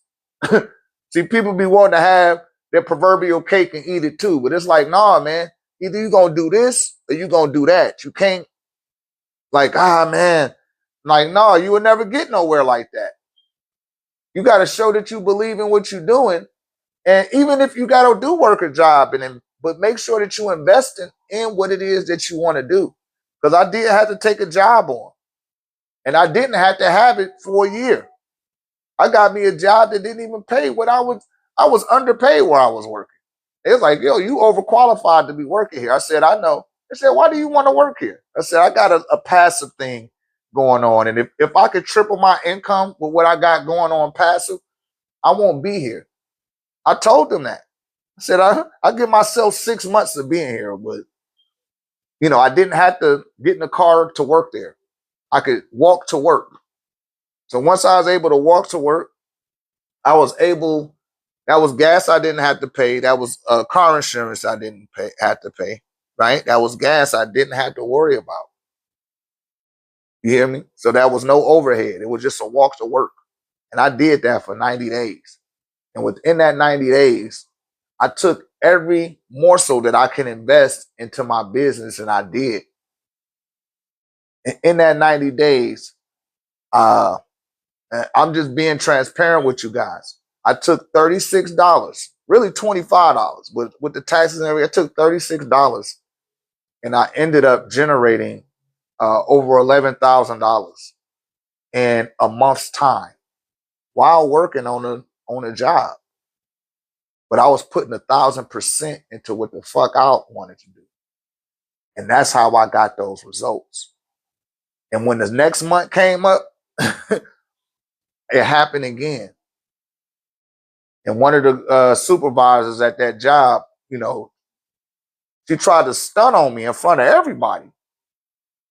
Hey, man, I took it and I had to go make a run. And when I came back, I kindly invited her into the back and I checked the shit out of that bitch. And I said, you know what? If you got an issue with it, you go get your fucking man and you bring him up here and y'all both could get I'll mollywop both of y'all ass and kindly go to jail. But the whole time while I was checking that bitch, I was getting cash app after cash app coming in for me. Because I kept on doing my Gregory Grabberboy codes, which I just had learned about. And everything just started popping for me, man. Because I believed in myself more than I believed in that fucking job. And I believed in what I thought of myself more than what anybody. That broad tried to chump me off. Boy, I was like, boy, that was my sim. Like, hey, it's time for you to go. And I was cool and calm about it, but I checked the shit out of that bitch. Everybody was clapping and shit. They like that shit. Like, yo, Mr. Green is a G. Now, her raggedy ass, I don't know if she watching or not, but shit, her raggedy ass knew what time it was. Raggedy little bit. Try to stunt on me. Like, you're always on that phone. I'm like, bitch, I'm making money. Like, I'm not selling nothing illegal. And then I'm not disrupting the job. I'm off in the truck. I used to deliver parts. I'm up in the truck on the phone. You hear me? Because my day before I come off of here, I'm gonna have 2 or 3 people that I talk to, maybe 4. I don't even make it that long because I'm long-winded. And I like to give people my undivided attention. I don't like to be doing 7 or 8 other things while I'm talking to you. I'm going to talk to you. I'm going to fucking talk to your ass. Right? I'm going to talk to you. I'm going to give you the time that I can give you.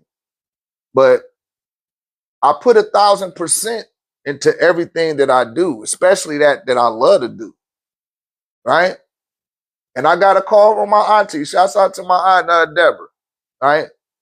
I forgot about Aunt Deborah. She took my discourse too, and she constructing an altar too. I got people in my family that rock with me. Like, they fall in line with what I say. So, like, I be telling you, I'm not here to overconvince nobody. If you don't need it, then you don't need it. But if you do need that, I'll be here for it. Right? I'm gonna make sure I bring you up to standard. Say, would you consider yourself a consultant? Yes. I'm a consultant and an advisor. Right? I'm a mentor and a teacher and a guide. whatever capacity of being, because I've been on this over 30 years. I've been teaching about half that time, right? About 15 years I've been teaching, maybe 16. It had to be closer to 16 years now, right? So however a person might need me to show up for them, I'm capable of doing it. All the way up to the point the people that I've raised up, they'll call me, and it's going back 10, 12 years. And I just give them reference points. Go look this up. Go look that up. Cause they arguing with motherfuckers on their pages and shit. People, you know what I mean? Cause niggas be standing on business. They don't like that shit. People don't like to be debunked and finding out that stuff. Says your calling. Yeah, if it's your calling, then just do it. Like when I first started consulting people, I wasn't charging nobody. Even my discourse that I got, I wasn't charging nobody for the discourse. Everything was free. I was doing, you had first got to dedicate a few years to just being a service. Let me say that too. You got to be a service. That's on the other end of the purple curtain of what I do. You're like, damn, shit, I got to be a service? Yeah, if you don't want to be a service, you don't want to do this. Like people be like, oh, I want a staff. If you're not going to be willing to heal people with that staff, you don't need a staff. If you haven't been initiated into no order, you don't know no Reiki or something like that, you don't need no staff. Not one from me anyway, because I'm going to hook it up to where you can heal people. Because that's what I do. Ain't that what I do, Keith? When y'all come out, it'd be a long-ass line of people, and I hit everybody with the staff efficiently and equivalently. Not in case you pay for VIP. Then I go ahead and hit your ass twice. But everybody get hit with the staff. I'll be a service. If I need to talk to you after the event, I'll sit and chop it up with you. Sometimes I had dinner with you. I had to fall back from the dinner dating or for the, I still get out and have dinner with everybody. We had dinner last time. We went to the Chinese restaurant out there in Lawrenceville, Georgia. Right? But I will, I sit and break bread with the people. But that's years of dedication and devotion and just being there. And, I have more than 2 handfuls of people that will tell you like, yo, man, he showed me how to set my altar up. Right? He showed me how to make the connection. I did that for years. First. Say, Reiki, isn't that using someone else's energy and not your own? No, that's not what Reiki is. Reiki is taking your own light and projecting it onto others. But I was using that as a reference because there are people that have Reiki certifications and these people are of service, right? And a lot of people always ask me, can I make them a staff?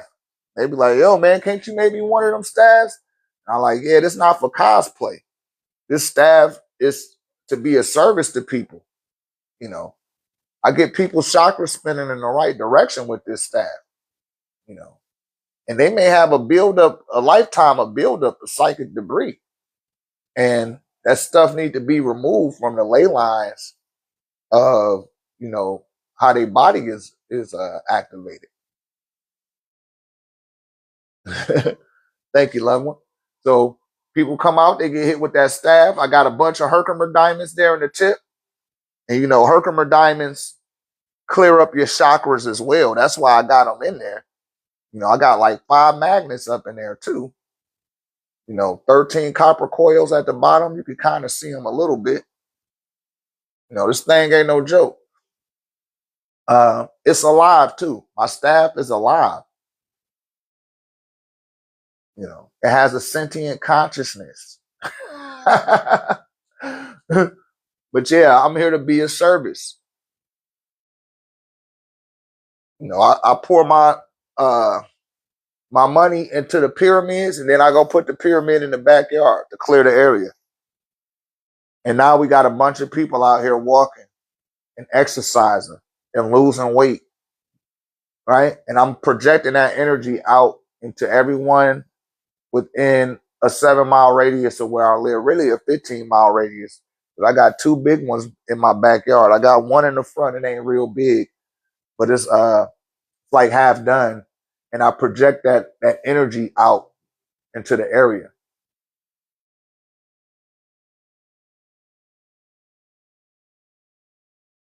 Yes, yes.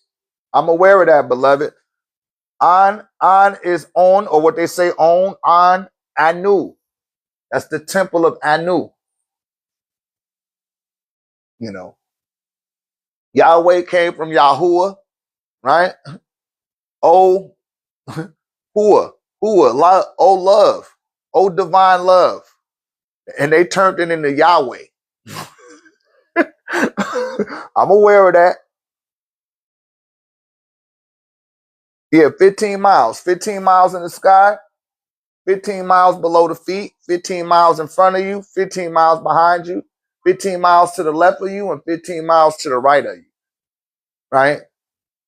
And while I'm building the pyramid, it's a certain hiccup that I'm projecting into the pyramid. And it's a certain intention I encapsulate when I write it, because I end up writing it down. Oh yeah, it do that. It definitely do that. It definitely blocked the EMF and the 5G. That's why I was telling you, like somebody said, make the lights flicker or some shit. I'm like, no, I'm not taking that chance to try to show you, because I didn't already fried the circuit in my laptop. Know what I mean? Like, I'm not going just to show you, but this shit work. I'm a chemtrail killer. That it definitely do that beyond a shadow of a doubt. But I go beyond that, right? That comes standard. It's standard to ground the EMF and the ELF, extra low frequencies. All that shit get grounded. You know, it is 111 as I say that. When I work out, I can't. I got to take my tech off, or my earbuds won't work.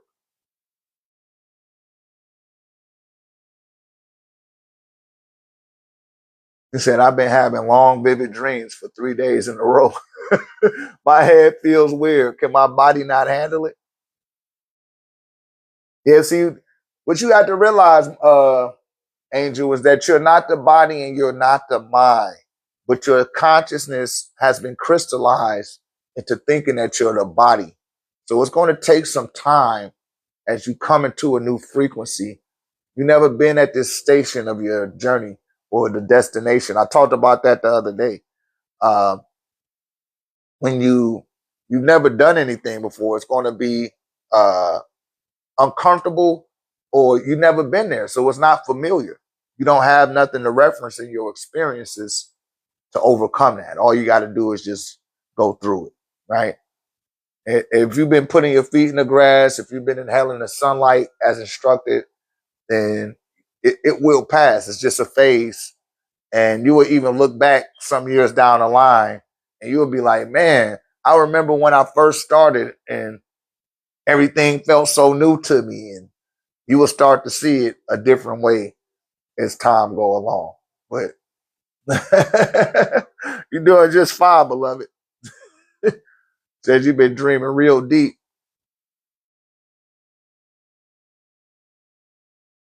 Yeah, man. Them your progenitors. They reaching out to y'all, man.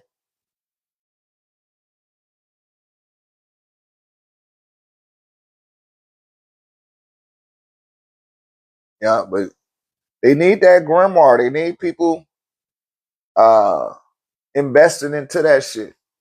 We don't invest in that no more, man. I know it's the World Cup and even the NBA Finals. I watch that shit, but it's like it don't have the same allure that it once had. That shit is gone. It don't. Shouts out to the New York Knicks, right? But hey, man, that shit don't have the same allure that it used to have. Technology then fucked it up. They thought technology would suppress people, but it really kind of messed everything up. He said the ancestor knows burn the violet. That's where go Wally right there. Shouts out to Wally. Right on, Wally. Wally, I use you as an example talking about your illustrations. And a brother was saying that something that he really good at. I don't know if he's still in the room. If he is, shout out to him. And I was using you as an example talking about your art.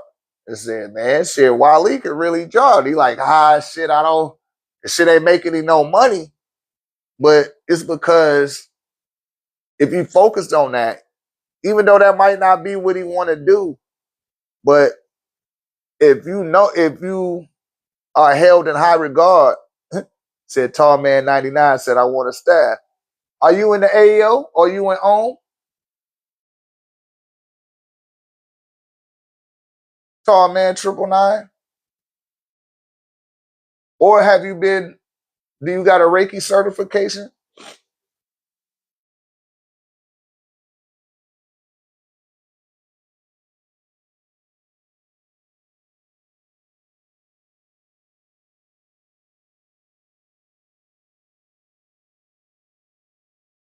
All right, right on, Tall Man. You just need to hit me up, man. Just hit me up. Leave your mathematics in my send me a private message. Send me a private message and we'll build. And we'll go through the necessary particulars, man. Now, the caveat to you getting this, you're gonna have to come and get it in person. I'm in Texas. I don't know if you're in Texas or not, but this not something you want to send through the mail, man. You don't want to send this through the mail. You're gonna have to pull up and get it, right? You don't want this to be corrupted in no type of way. You in Birmingham, yeah, that's a straight shot off the 10. You, oh no, Birmingham is the 20. But yeah, just take the 65, come on down, take the 10, man. You know, but leave your mathematics and, you know, and that's it. I got another brother I'm working on the staff for that's in AEO and he in OWN. To see people like that, y'all we are stewards. We are stewards of this planet. And, you know, I might spend a whole hour just hitting people with the staff, if not longer. Right? It's like, yo, man. So people like, hey, I want that stick. I want one of them wands. I'll be like, why? Because I just think it look cool. It's like, nah, man. You just don't get this because you think it look cool. Right? You need to know the 9 principles, the 9 universal laws, and how they function. He said, wand. Yeah, dude, like, hey, man, I want one of them wands. What I got to do to get that wand? See, I'll be doing y'all a disservice. I'll be undermining the integrity of what I'm capable of doing as far as building one of these staffs. By just saying, yeah, go ahead. Yeah, give me I want $2,000 for that staff. What do it do? Oh, it don't do. You said you just wanted a staff. You hear me? I'll be doing people a disservice. That's why I'll be like, yo, you got to know something. I put these copper coils on there. And I'm telling y'all, shouts out to my brother Amin Ra. Amin Ra hit me with the staff. That brother hit me with that staff, man. And I feel what y'all feel. And now I'm ready to get hit with the staff again. So I got to hit him up. Amin Ra, you need to come on out to this one, bro. So you can hit me with the staff, man. I got to get hit with the staff. You know? I mean, the chakras in my feet was overstimulated. Like I could feel tremors in the ground now. I could feel the tremors. I could feel the energy, the current moving through the ground. Before I couldn't feel it like that. Now I really feel it. And that's feeling is starting to dissipate. And I need to get hit with the staff again. But that's primarily because I be editing these videos. I got caught lacking yesterday and the day before that because I didn't have my medallion on. And you know, when I work out or when I was out working in the yard yesterday, so when I took my shower, I forgot to put everything on and got back to editing, and it just kind of threw me off a little bit. I was like, man, I ain't even got my tech on. Like I could feel the difference. But getting hit with this staff, man, that shit puts you on a whole nother level vibrationally, you know. And if you really tapped into your psychic center, you should be conducting all type of shit or matriculating things into this reality and having a positive impact on it, you know, sending people positive energy. I'll project positive energy to some of you guys. And then somebody in the group has said it. It's like, yo, can I say the Gregory Grabavoy code for somebody else? I'm like, yeah, you can. Like, shit, that's what I'll be doing. I'll say it for somebody else on their behalf and project it to them and then wait to hear from them and hear what they got to say. And I don't tell them that I did it. I just put it out there and just, you know what I mean? But you have to be a service. All of my students is at the altar every week. We are of service to our dearly departed. We are service to them. We call out their names every day and every night. You know, we show them reverence. I burn my money in the morning. I sit there or I get to walking around and I be talking to my mom or sometimes it's my grandmother. Right now it's my sister. May the ancestors be with them all. You know, her graduation date was 6/19. That's tomorrow, but really it was today. And she told me, she was like, it was today last year. I'm like, don't worry, sis. I got a couple of big guns for you. And my sister looked good. She looking pristine. She don't look decrepit and like she got stage 4 cancer or something. She's not depicted in the form that she was in her final days. She don't look a day over 22. And she gleaming. Same thing for my mamas and my grandmamas. Man, they looking good. I be forgetting that it's them because they look so young. You hear me? My cousin cracked a joke on me the other night. Like, nigga, you look older than me, nigga. We laugh like a motherfucker. Hey, nigga, you looking older than me. That shit laughed me up out of my sleep. I was pissed about something, right? Before I went to sleep. But when I woke up, I wasn't even, that feeling had dissipated. And it's like my cousin reached out to me and said a little joke to me just to put me on the right page when I did wake up. And it made me wake up on the right note. You know what I mean? It be little stuff like that, man. And that's from people in my own family. That don't got nothing to do about what I read in the book. That don't have nothing to do with the Netaru. That don't have nothing to do with the Orisha. That got something to do with the experiences I had with these individuals. Right? And I'm telling y'all, we the ones that's late to the party. Because we've been following behind the pink man, who was also always late to everything. That nigga always the last one to figure. That's because he the last one to come here. You hear me? It ain't no slight or nothing, but yo, man, y'all got a lot of atoning to do for the pink people.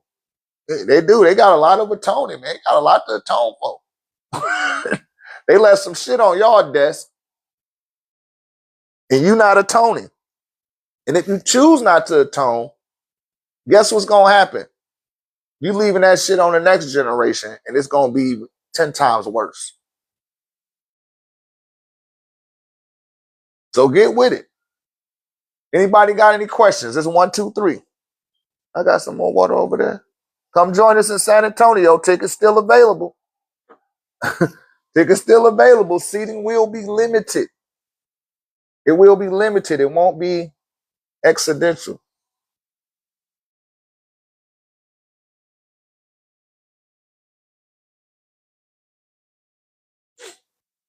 Yeah.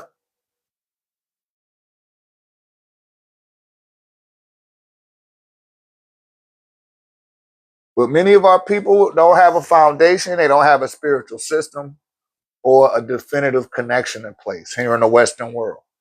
We are pioneering a new paradigm, and we're removing ourselves off the frequency of speculation guesswork, and sensationalism. Say, how much for the ride? It's not a ride, but it depends. If you belong to my order, you can get it for $10.89. If you don't belong to the order and you can show that you've been initiating it to some particular order or system, then they're $14.40. $14.40 a lot. And you gotta drop that money down for me to get started, because I placed the copper rods on my altar for a full moon cycle, which is 60 days, before I start adding on to the staff. You know what I mean? I make sure I put enough prayers and enough of the energetic imprint from the hikkas that's conducted at my altar prior to start putting the placement of everything on the staff.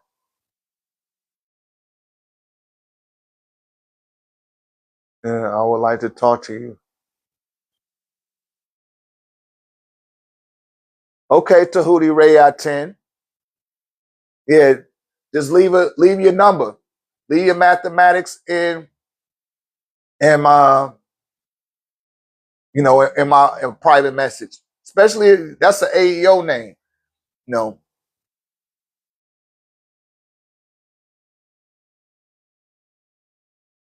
And I could get started on it. It's a process.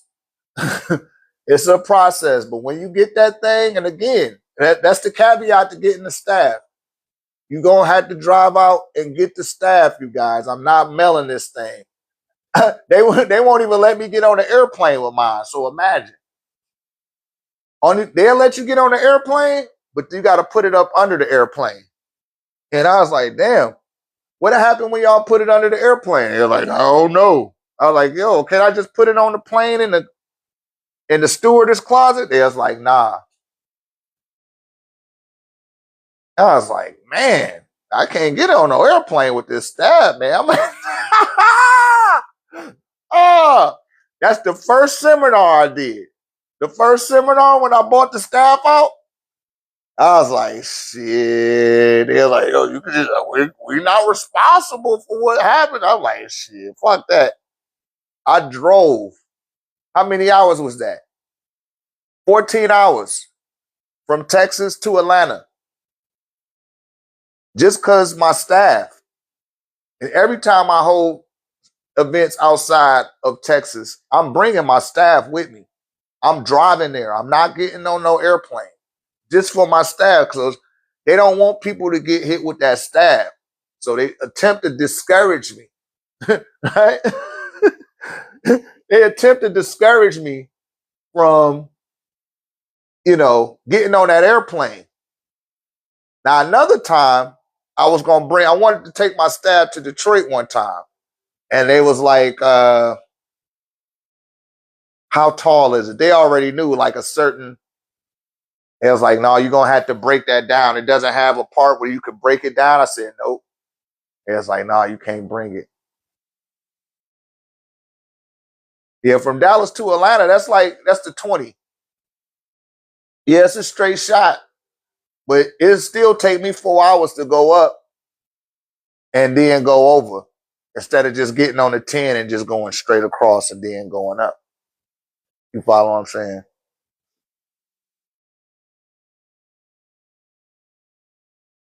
Say, where do people go if they kill themselves? They still go to the spiritual universe. They just go into a pocket dimension, right? Where they have to deal with everything on their conscious, even the unaliving of their own self. So they go into a purgatory, right? They are in a pocket dimension where they have to work that out, that impediment out of unaliving themselves. You follow? And whatever caused them to unalive themselves, they got to relive that shit again and again and again. Because that's how that was the note that they song ended on. So it's like, you got to still keep going through that shit, baby Paul. And it's not up to me to determine how many lifetimes a person might be trapped in that. Right? But they left concise instructions in the Happy Now Valley, in the axioms that were imprinted in antiquity. And that was to know thyself, spend every day of your life preparing for the afterlife, and don't forget to pour a libation for those that, and if you spend every day spend every day of your life preparing for the afterlife, and then you'll get the keys to eternal life. So a lot of people don't prepare for the afterlife. And I'm not talking about getting a Liberty Mutual policy. I'm talking about they're not prepping themselves to live in eternity. They're prepping themselves to live another mortal life again. You hear me? And some don't even prep themselves to do that. They find it hard and difficult to deal with what they've been faced with in this reality. And it spills over into the afterlife, right? Which the afterlife is a designated locality for souls to be dispatched to until they're able to lighten their heart or to lighten their mind of what they endured from their physical experience. So people that unalive themselves, especially if you had a bunch of life ahead of you, right? And you didn't do nothing here, you just did yourself a disservice, you know, because somebody else could have been incarnated in that space and facilitated it a lot better than what you end up doing. And you reneged on a contractual obligation that you made to incarnate into that bloodline. And they're not going to let you incarnate there again. It's like, yo, man, you said you was going to do this and that. Man, nah. And most of the times, because I know a few people that have unalived themselves. And I've also saved a lot of people from unaliving themselves. Right? I assisted in bringing them up out of that shit. Like, man, come up out of thinking like that. I just still check. There's one dude, I ain't gonna blow you up. You know who you is. I don't know if you in here or not, or if you watching. And I kept calling that brother. He's like, yo, man, you calling me again? I said, yeah, motherfucker, after that shit you said yesterday, I'm thinking about you. Hey, man, you're not even related to me, though. I said, so what? I'm being prompted to get in touch with your ass. And I ain't want nothing for it. It wasn't nothing that being could do for me, period. So, as I was telling the being earlier about being a consultant, you just got to do it because you want to do it. You gotta have drive and motivation and want to do that. And you got to pay your dues for years, more than 2 years. I say 2 years is enough. 2 years of depositing your time and energy into what you like to do without expecting anything. Don't expect nothing. Just do it because it's the right thing to do. And eventually, you know, when I got on the TikTok, that's how I knew I had, because my master teacher told me to come on, my mama and my granddaddy. Shouts out to all of them. Right? They all told my ass to get on here. But within 90 days, people was calling me master teacher. I didn't tell them people to call me master teacher. They wanted to call me that. I didn't implore for nobody to call me their master, or I didn't say that. They looked at me and seen that. They seen that in me, and they appointed me that title. I didn't appoint myself that title. I am a Ruwty, right? But that's the esteem people hold me in. But I put in the sweat equity for that to occur. So I need your help, big dog. All right, what's the problem? Leave your question there. If it's something personal, you're going to have to book a consultation. You're going to have to book a consultation. Because I got 40 students. My students can hit me up for free. They don't have to pay nothing. The people in the 1089 tech community, if y'all sidebar me at the right time, I hit you back. You know what I mean? I know I mess you up in that. I don't know if Annette in here. And I seen her post that shit on YouTube like, oh man, I want to talk to you. I said, shit, come on. But every time somebody purchases a piece of orgone, buy you a medallion, I'm going to talk to you. I talk to everybody that purchased the orgone, the pyramid, Dream Tech, even a pop sock. I'm going to talk to you. First of all, to thank you for giving me your business. Second of all, to establish a rapport with you, right? I do that with everybody. We had over 212 people in our community, our private community. And all of them, everybody in there didn't talk to me more than once.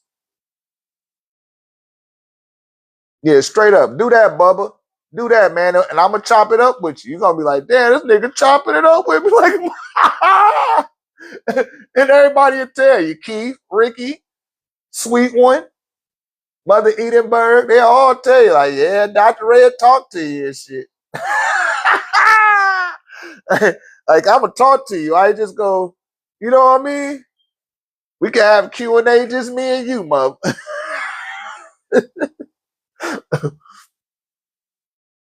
But our people need that. You know, I'm here to set a new precedence for you. I told y'all, we pioneering a new paradigm, and I'm setting a new precedence. Because a whole bunch of people have, you know, they kind of besmirch what you would refer to as the conscious community, right? I don't like to use, because everything conscious, even the roaches in your kitchen is conscious. You turn the light on, that motherfucker is running. You know, the flies, they ducking you. A fly get in my house, they kind of pick up like, oh shit, I'm on killer ground. That's right, the generator for the utilities. Let me show y'all one of these generators. I'm glad you said that, Kiki. Kiki got one of them generators. That shit drops her damn electric bill. I forgot about them. It's been raining so much, I need to work on some more. But here's an orgone generator. You just place this thing on your smart meter. Now I got a big chunk of shungite sticking up out of that mug. See that shit? Ooh, that mug full of dark matter energy. But you just sit it on top of your smart meter. I need to post this on the website. I just felt you, Ricky. I need to post these on the website, but just sitting on your smart meter. Hopefully you got a gate up, and this for people that have homes or that live in duplexes. Right? And you just put it on your smart meter, and it's gonna drop your phone bill. I mean, not your phone bill, your electric bill significantly, especially if it's a smart meter, right? That shit gonna drop. It's gonna drop because it's kind of using like a Geiger counter. I'm saying too much. I don't. But just have a fence up, and I'm gonna tell you, they gonna come by your crib and be like, hey man, you been messing with that box. If you see them coming, just take it off and take it in the crib.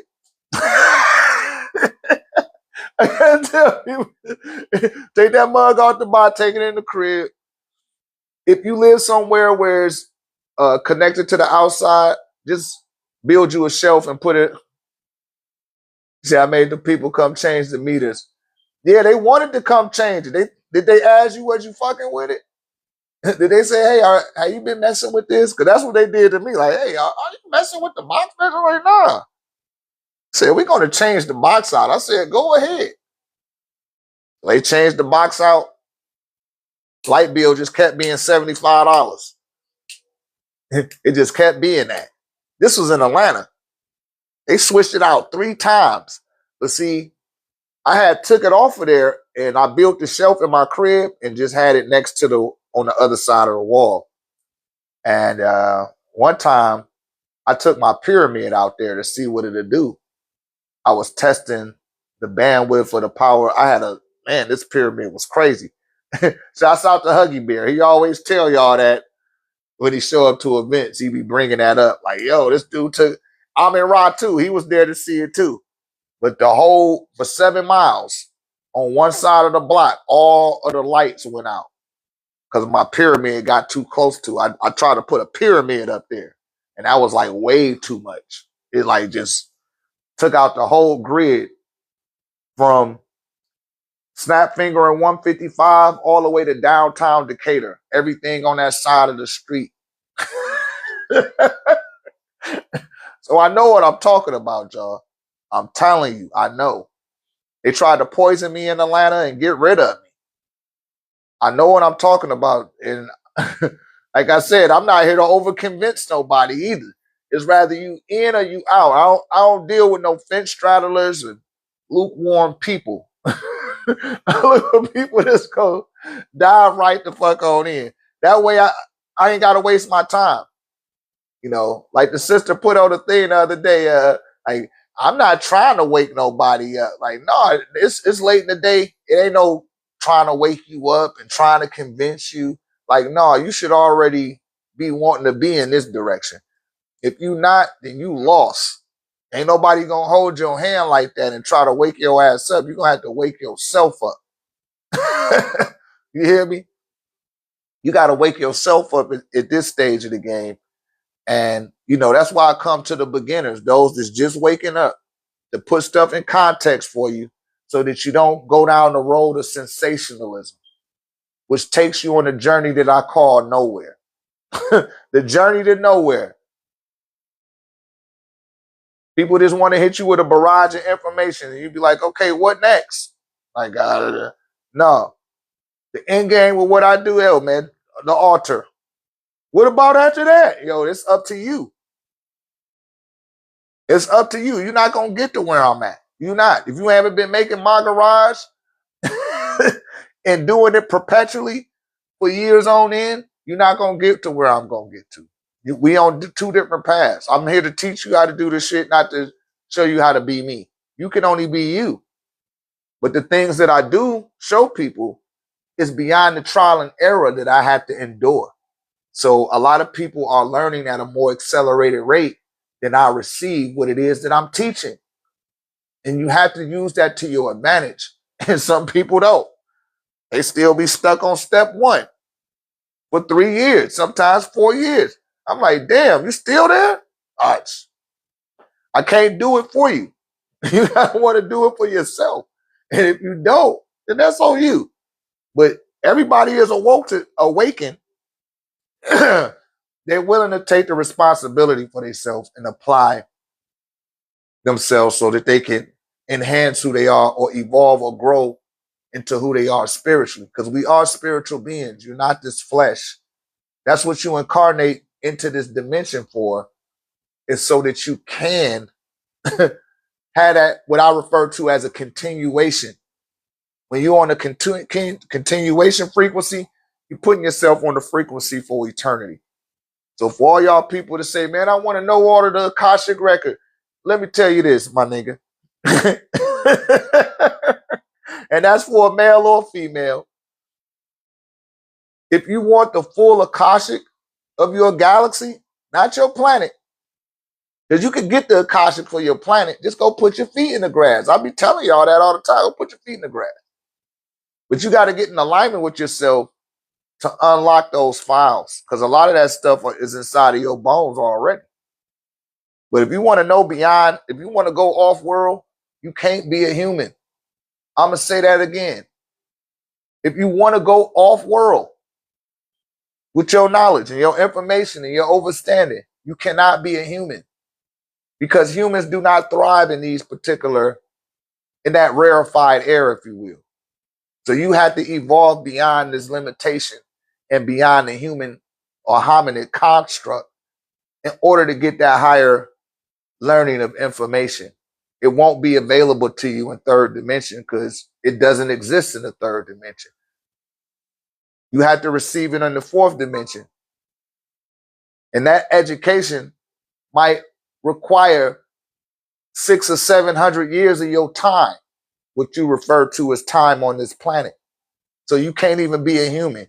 You can't want to incarnate here again in order to receive those higher transmissions and to be edified by a syllabus of that stature. You follow what I'm saying? You got to conduct yourself in a certain way. You got to have a certain type of etiquette to leave this world behind and not seek to return to it again. But people miss that part. It'd be a lot they be missing, and that's due to the six ether ghost forces. Right? That's an incomplete.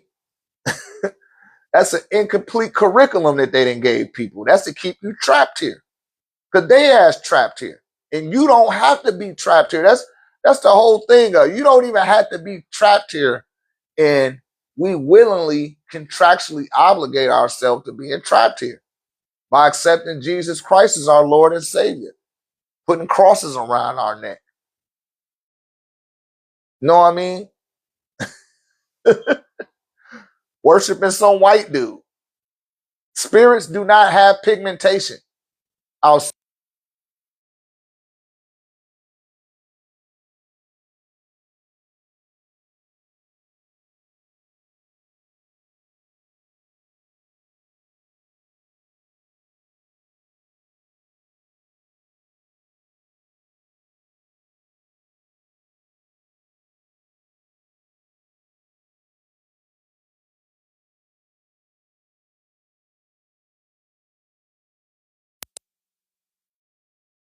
not have pigmentation. They don't. Spirits, listen, they don't have a gender. Spirits do not have a gender. These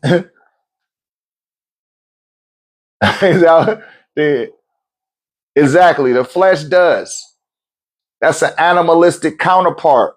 Like, yo, and they know this shit, but they need you to be dumbed down.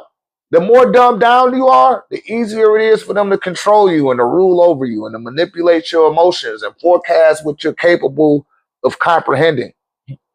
They benefit from that and you don't. I would be doing you a disservice not telling you that. And they know it too.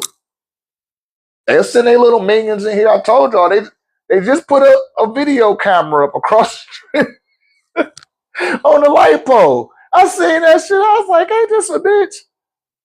And I mean, that shit pointed right at my garage. I could see it.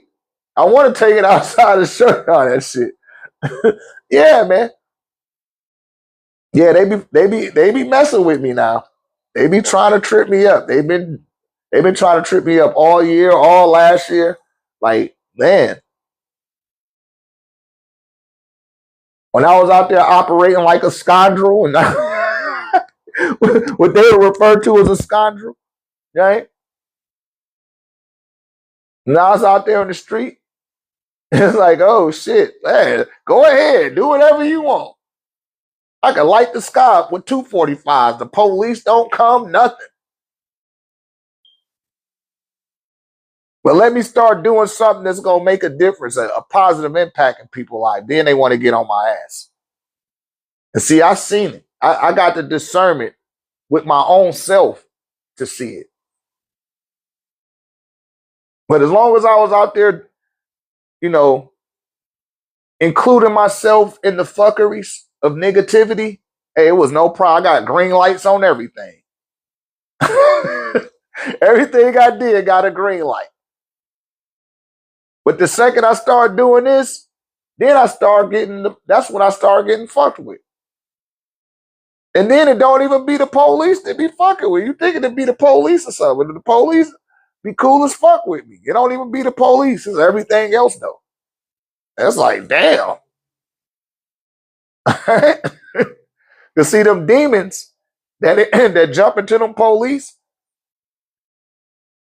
they jump out of their body when they come in proximity of me. Cause they see that I got a legion of ancestors around me. They see my dearly departed around me. They like, whoa, don't fuck with him. Let me come out of this motherfucker's body. Cause that's how the police be, that's how they behave. It ain't even their fault. They don't got no spiritual protection. 98% of them. Right?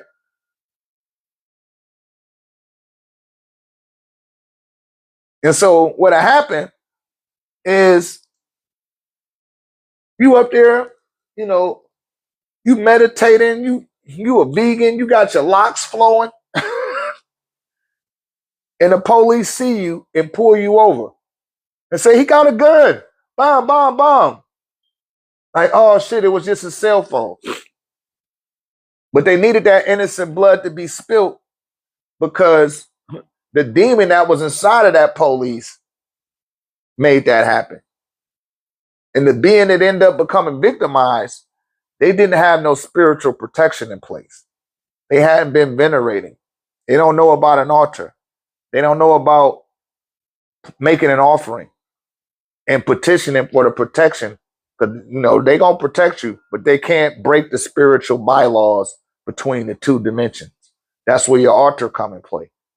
These are things we discuss in seminar. I didn't discuss this type of shit on TikTok too, but I go more in detail at the events because there's no time limit. I ain't got to worry about my battery running out, my mic running out. I ain't got to worry about that when you in person, right? And then we got all day to flow through it. And that's good. Y'all got that Airbnb. I see y'all booked the Airbnb. That way after the event, I'll pop up at the Airbnb and I still keep teaching in. I still keep asking questions. And, you know, for those that know, they know. But for those that don't know, I'm just telling y'all for those that don't know, you know. And you get it in real time. You know, it's more than, the price of admission is way more than the price of admission, man. It's way worth more than that. Right? I'm undervaluing the ticket price. I really am. But that's neither here nor there. You come out and you're gonna get it. And then by the end of the night, you might see a thing or two. Don't trip out. Or you might trip out. I don't know how grounded you is. I tell people to put your feet in the grass. Inhale the sunlight before you get here. Some of y'all don't do it. You come here, I'm just keeping it TK. Some of you be a little spooky. You be a little bit too spooky. I don't want you to spook out. Just be, you know, I don't know. Maybe I'd be like, man, Doc, you ain't seeing yourself in that big light like that. And maybe I'm not. But just relax. It's okay. Just stay grounded, stay relaxed, stay down to earth. And, you know, ain't no need to sensationalize none of what's happening. Let everything just flow naturally. Right? And many of my students, they've been hit with that staff enough time. They already have an intuitive inclination. Some of them are on a telepathic level. Some of them are at clairvoyant levels now. You know what I mean? They've been hit with that staff. Man, how many times you been hit with, I don't know if Dia Eyes are here, but D been hit with that staff a lot of times, y'all. That's Dia Eyes be on one. And I seen that shit activated her psychic center, but she was afraid to say something the first time when it happened. I see her like, whoa, but she ain't say nothing. But the next time she said it was a smaller, that was the O seminar. It wasn't that many people that showed up to O.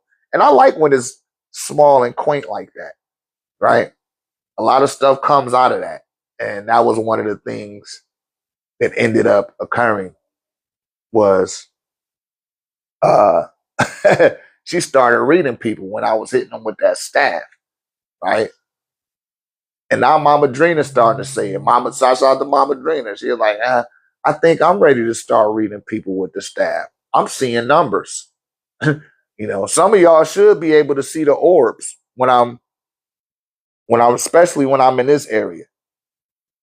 Some people I be seeing entities fly up out of their body while I'm hitting them with the staff and projecting the hiccas at their ass. I see it happening. But you can't go back to the same frequency that you was on after you leave these events, right? You can't do that. You be feeling all good, then you go back and you be on the same bullshit that you was on. He said 3 little orbs. Yeah, you gonna definitely see some orbs. If you come to the event and you sitting there and you see me administer the staff to someone, you'll see orbs projecting from the being's body. You'll see orbs projecting all up the up the staff. This is not a game. Some of y'all pray for this. Some of y'all ask for it. Hey, man, is it somebody here? And they send my ass. And y'all be like, oh, I don't want it to be him. Can it be somebody else? They be like, nah, nigga, it's this nigga. They like, damn, man, I don't want to have to, because this, I don't like what he said. Like, man, you wasting your fucking time. You better be happy that somebody even responded to you. Y'all better wake up. I keep telling you, every time somebody always gets sent to y'all ass, and y'all keep rejecting them. I don't know what that is.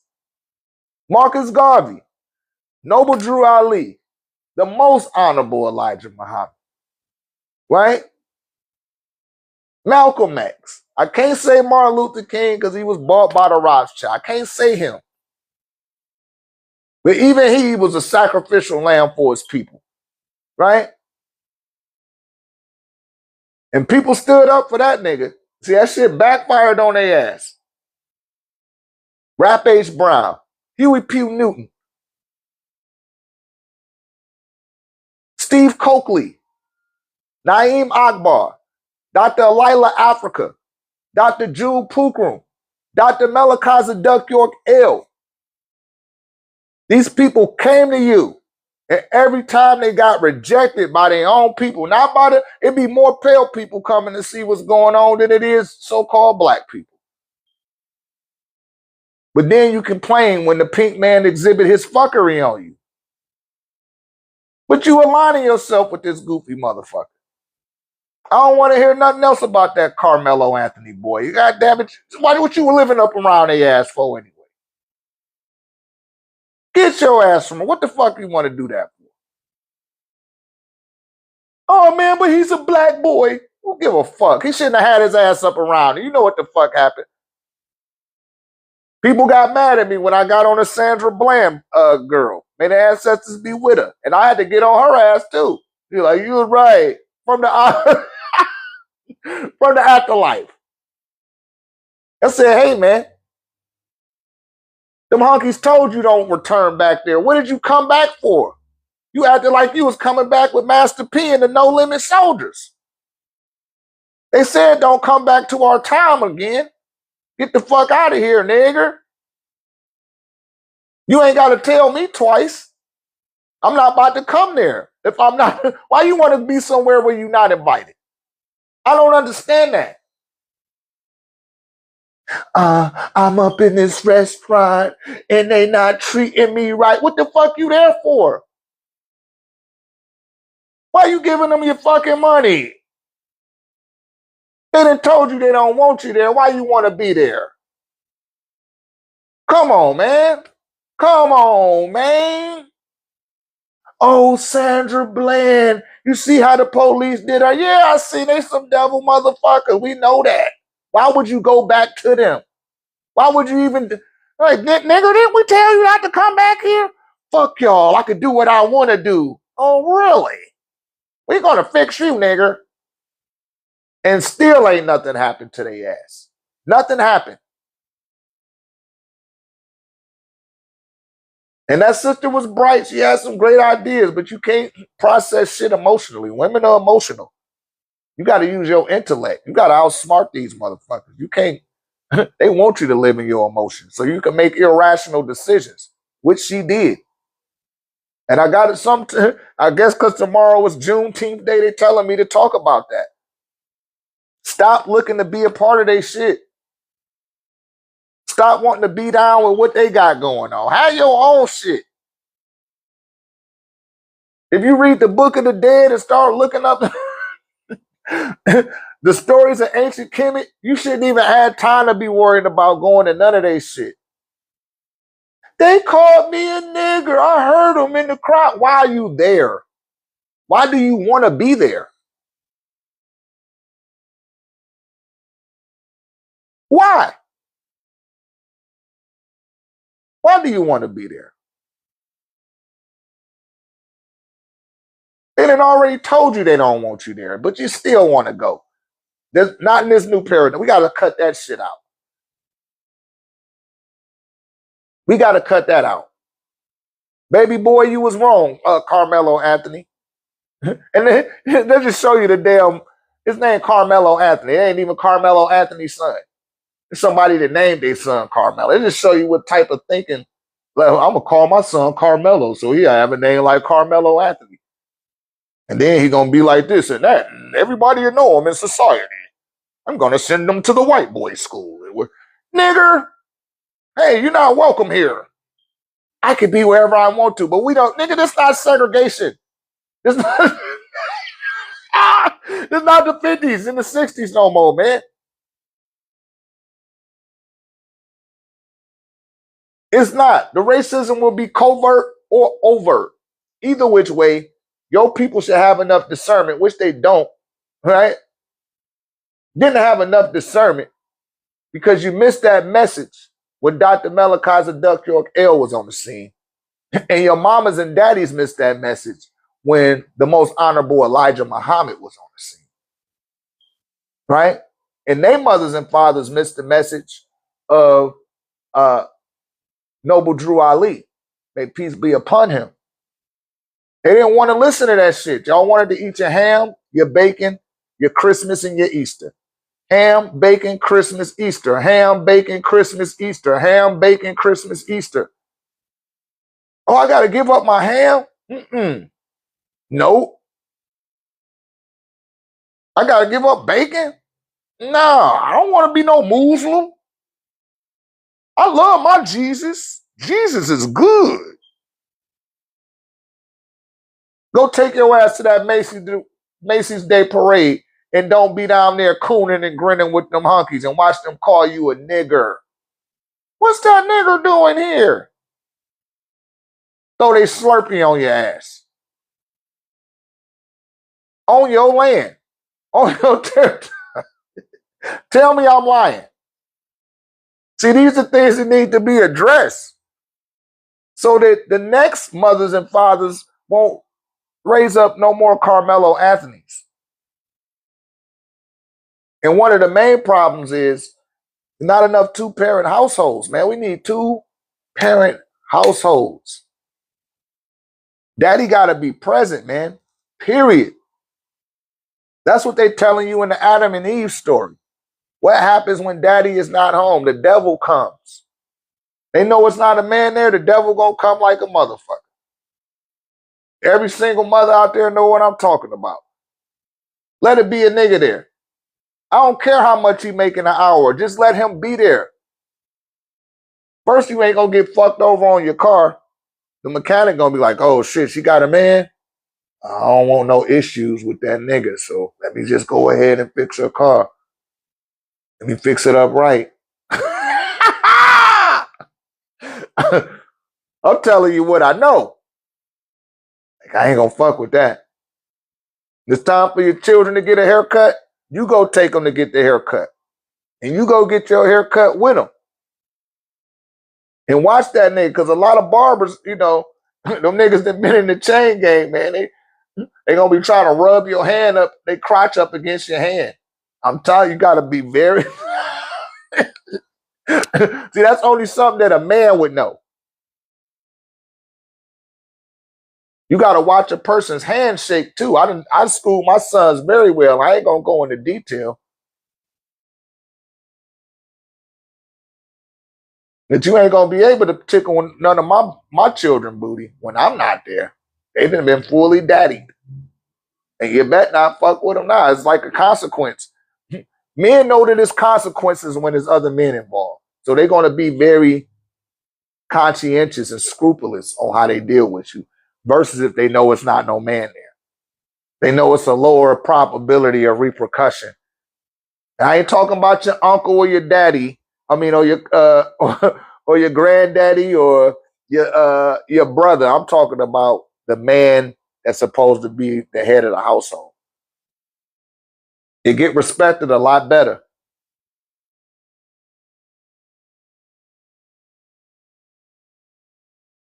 I know it. I helped these people out one time. They was doing grass. It was a wife and a husband. They were Mexican now, and they couldn't speak English. And the dude was kind of frustrated that he couldn't speak English, and I could tell people wasn't letting him cut the grass. I said, look, man, I already got a lawn man. I took the phone out and translated. I was like, look, I got a lawn man already, but I'm going to fuck with you. Said, how much you going to charge me? He told me $50. I said, front and back? He said, yeah. I said, go ahead, run it. They doing it. This dude went above and beyond. Right? He went above and beyond. He really got the fuck down. My wife pull up from after work. She like, man, who the fuck did the lawn? I said, yo, man, I got it. I looked out for these people. She was like, man, they did a real good job. She like, did you pay them? I said, yeah. She like, you didn't pay them enough. I said, yo, hold the fuck on now. This not my lawn person. And I told them how much my lawn man charged. They just wanted to beat them just because they didn't speak English. Right? I had some empathy for that. That's where the empathy needed to stop. This girl ended up giving them an extra $75. I said, yo, what the fuck? Why did you do that? Says, you know what? This shit gonna bite you in the ass. They came back a few weeks later to cut the grass. Listen, this is my wife now. That's why you gotta have a man. She said, Nate, here, give me your cash app. Next time, y'all just come to me. That motherfucker sent her a bill for $1.50. She was like, yo, what the fuck? Where you at? I said, shit, I'm busy right now. I forgot where I was at. It might have been at the bar or something. I don't know. But she was like, you need to come home. Because now this dude acting like he don't speak English. I like, didn't I tell you to fucking let me handle it? She was like, how was you able to communicate with them? I said, Joe, I just talked through the fucking phone. She's like, I don't want to do all that. I was like, yo, I told you to let me handle it. But see, they seen that my car wasn't there, pulled up, seen that she was home, knew it was the weekend. Like, let me go ahead and hit the wife wall, and they got her ass. And then they came again to come cut the grass. I said, yeah. See, originally I told your ass I'd give you $50. And I said it, I said it in shit. I said, no more of that shit. I said, in fact, you owe me another, what's the name? You owe me a free what's the name? I said, I'm not giving you this money till you come back next time. And I want the same job. And I was like, see, this is why I tell you to let the man handle the man shit. Don't you try to intervene and do some, stop doing that. Should have just shut the fuck up instead of feeling sorry for them. Like, damn, they working hard. Like, I don't give a fuck. I told them I had a lawn man already. So what, you don't speak English? I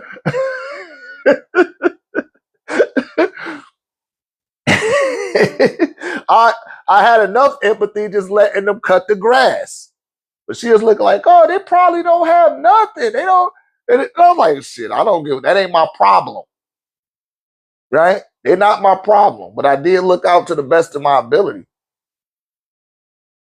He said annoying, but gotta love him. Yeah, man. But the first time when I wasn't there, I'm like, let's see how you happen. Let's see how I act when I'm not here. Let's see what happened. A motherfucker sent her ass now you can request. They sent a request to her ass. Like, yeah, you gonna give us that $1.25 plus the 25 with the tip? And the grass didn't need to get hit like that. The bushes ain't need to get hit at that rate. But they still hit it anyway and sent her ass an invoice. She calling me like, Like, yeah, that's what happened when the man not there. I said, should have told them to wait till my husband is here. No, you can't. I don't want y'all to do nothing without him. I'm like, stop exchanging money with people when I'm not there. Stop doing that dumb shit. Because they going to see that I'm not there and they know they can get over on your ass. With me, it's like, yo, tell me, be straight up. What the fuck is it? You know what I'm saying? We don't play that shit. I don't play that shit with other people. People try to bring their children over sometimes. Hey, can I leave my kids? Oh, hell no. Take your kids with you. I'm not watching nobody kid. I'm just not. I'm done. I done graduated with honors with raising my own fucking children. You think I want to? No, man. Go take their ass to the daycare I had to do it. I had to shorten myself to make sure that my children had some after school care. That's a setback of working for a motherfucker. You know, that's why I used to hate working with somebody, because I'm like, damn, man, I can't even be with my children. Heck, they at school anyway. I'm like, yeah, but what about when they get out of school? Oh, there ain't no after school programs. Yeah, what about after that? Because I work long, hard hours. And it's like, shit. It's like creating these unnecessary conundrums. And you got to have enough discernment to see them being outlet, being displayed in front of you. That's what the spell does, man. That's what the spell does to the people. And you got to have that man there, man. You just got to have that man. And I'm telling y'all, we need to go back to nuclear families again, man. For the next generations of children's sakes. Because there's too many children being raised in motel rooms, extended stays. You know what I'm saying? You said I did my best. But you know, you don't stay in no extended stay.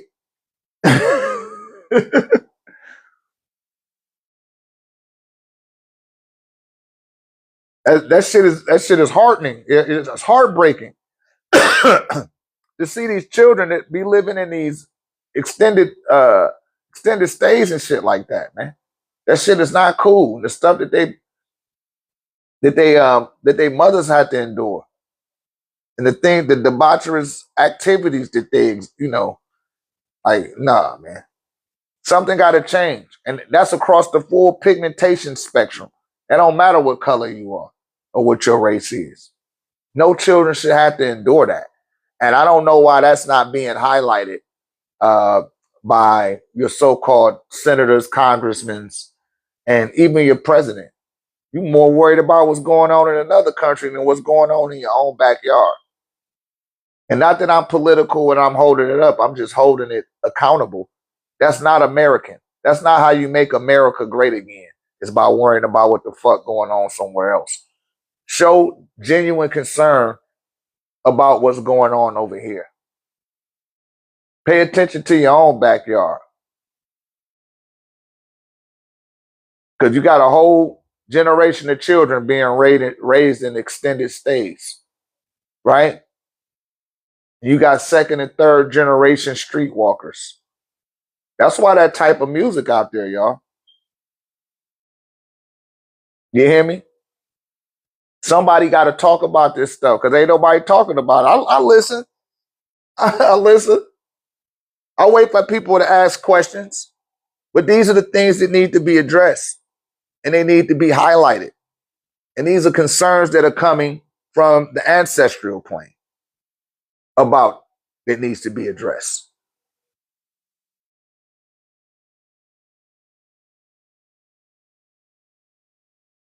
You hear me? And right now with some, man, it's a bunch of them. I see it everywhere, man. That shit break my heart. It does. And I don't care if it's a Caucasian child, a so-called black child, so-called Hispanic child. I don't like it. I don't see how it's even tolerated and how they don't have programs. And I'm not talking about WIC and food stamps and Section 8. Some of these people they need help, man. They need some assistance. And for y'all people that's putting yourself in this position, I'm going to say it again. I'm going to be as nice as I can about it, but you need to stop fucking. Stop having sex. You're not responsible enough to have sex. This is what that means about not being responsible enough to have sex. If you're not responsible enough to deal with the consequences of having sex, then you should not be having sex. Period. If you're not ready to sacrifice and dedicate and devote your life to that child. Stop. Don't be having sex to have a child. Go get you a streetwalker, and not. I'm just keeping it 10K, man. Stop doing that stuff. It's like, come on, man.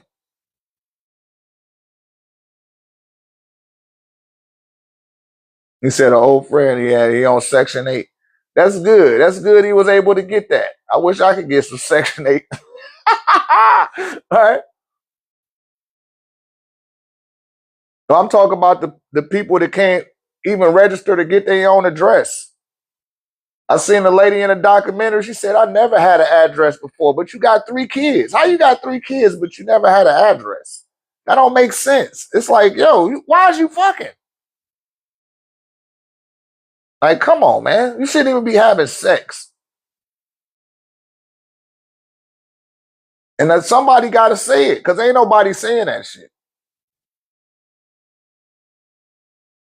Why you think half of these so-called black women is out there, they looking for, they're in hypergamy. I'm going to say they're in hypergamy.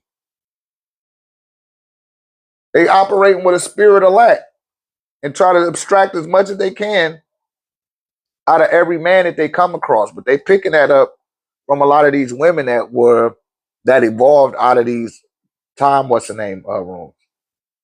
See, it got lost in the spam. Yeah, man. See, they be doing shit like that, sending the shit to the spam.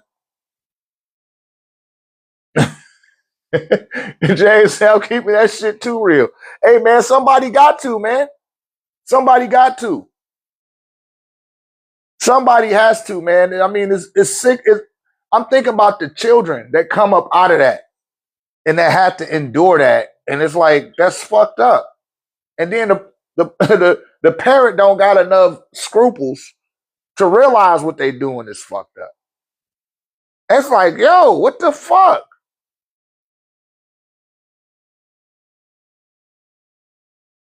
I go to the south side, see a little kid walking down the street with a diaper in his hand, naked as hell. It's like, God damn it. What the fuck? Where's this dude's mama at? I seen a little white lady on the phone at the red light. There's a child out here. I'm like, thank God.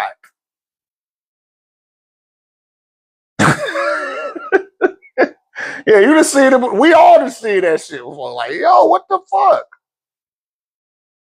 I cannot not talk about these things. How could you even be concerned about the Anunnaki? How y'all concerned if Egypt is in America and you got this type of shit going on? Are you fucking kidding me? This is how I tell y'all, people is up under a spell. Man, you still spellbound. Y'all be worried about the wrong shit. These are the things that need to be addressed. This is what needs our attention, you guys. This is why we incarnated into this planet. You didn't incarnate here to not be concerned because you was concerned about it before you was given a body. But once you got the body and you taste the ice cream and you taste the chips and the hot dogs and the soda, now your ass forgot what you came here for. Once you got your first once you got your first pair of Nikes on your feet, you forgot everything. You didn't call it, the amnesia just took over. But someone has to care about the children. If not for nothing, that you too was once a child. You too were once a child. Seeing those little badass kids, no shoes, no socks on their feet, look like they ain't bathed in 4 days. Like, where's your mama at? Don't worry about where my mama at. Nice. Where's your daddy? I don't got no daddy.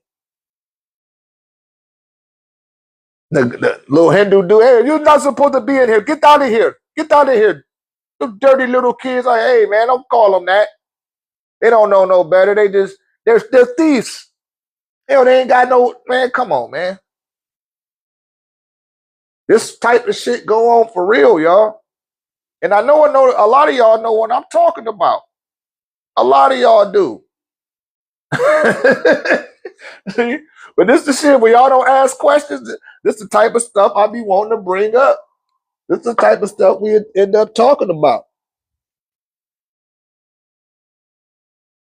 You feel me? Let me see if I can get this thing to charge there. All right, cool. Yeah, so that's one of the things that need to be addressed. The cobalt that they mining out of the Congo Republic, and y'all not giving those people none of that money, and y'all letting the warlords, y'all giving the warlords all them AR-15s and AK-47s, and you got them suppressing the people in those areas, right? And you taking over these villages in order to mine the cobalt to make these cell phones, man. And y'all not acknowledging this shit. Y'all going over there to Iran, right, into Israel, but you're not dealing with the people in the Congo who you sucking the life force from. And that don't come up in none of your political campaigns. You hear me? But they making a lot of money in that sector. And those resources do not belong to this country. It do not belong to those corporations. Just because you set up an LLC in that sector of the globe does not give you carte blanche over those people. And you're not doing nothing for those people. You will have to pay the piper. Nobody gets away with anything. You got 100 years here at best. I showed that up to you guys on the board. The 66 years. At best. At best, you got that. Right? So we're going to talk about the things that they don't want to talk about. Those are two issues, major issues, that need to be looked at. And the reason why I bring them up, those two, is because it's the children that end up getting human trafficked due to these type of events, due to these type of situations and circumstances. You hear me? These are circumstances and situations that should be highlighted. And nothing should hold a precedence over it. But it does. The next thing is the human trafficking of the children.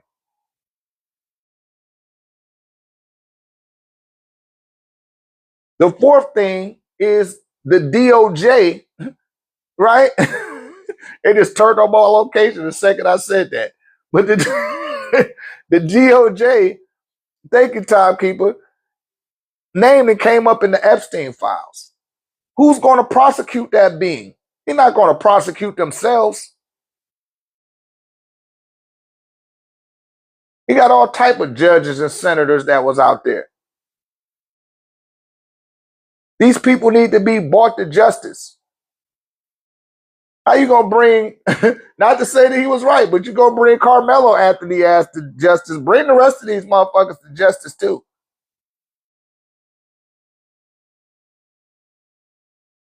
Then I gotta bring up Jay-Z again. Whose name appeared in that file too. Because I didn't even know about this, something with Target. He didn't ink some deal with Target now. No one so-called black people got a thing against Target. I don't know what's going on with the niggas in Target. But whatever that is, he didn't parlay that into signing some deal and saying, yeah, we got to get past. Like, nigga, they making him song and dance. They making him look like a sellout, man. Which he is. But, like, he ain't got no choice. You can't backpedal now, Jay-Z. You shouldn't have got to bed with their ass, man. You got to song and dance and be castigated now. You going through your humiliation ritual. I don't care if he got two. That's his rap name. His real name is Sean Carter. And the stuff that he's doing with Target, you undermining the stance that our people was taking. Next, you're going to be saying something about the Asian people. The Asian people going to feel like they could just come to Jay-Z and say something, and then he'll tell so-called black people, like, yo, man, y'all lay off the Asians now. And that nigga not no voice for us. He is not no voice. He's an entertainer. He is not a political figurehead in the so-called black community, conscious community, whatever you want to call that shit. Because there's not no culture. You call yourself black, you have no culture. Just calling yourself black. African American, any label that your colonizer gave to you, you have no culture. You don't even know what comprises of a culture. But you got this goofy out here saying that he speaks for the culture. Man, you don't speak for nothing but yourself. Your wife do all this stuff for so-called black groups, and then you turn around and shit on them on the other end. I just look at the pattern, all right? I don't look at what a person say. I look at the pattern of what they do. And it's like, yo, man, it's the same. He did this with the NFL. He did the same thing with Dame Dash in the Rockefeller thing by getting with Def Jam. Like, why would you do that? Oh, they offered me money. So you a whore. I mean, only whores do stuff for money. And that's what he is. And I had to bring that up because that came up through my YouTube feed too. It was a lot of it. Him and Target. And all them sisters taking that stance against Target for the DFI or whatever the fuck that. I don't, like I tell you, I don't keep up with the news. I don't get that shit my mental energy. Right?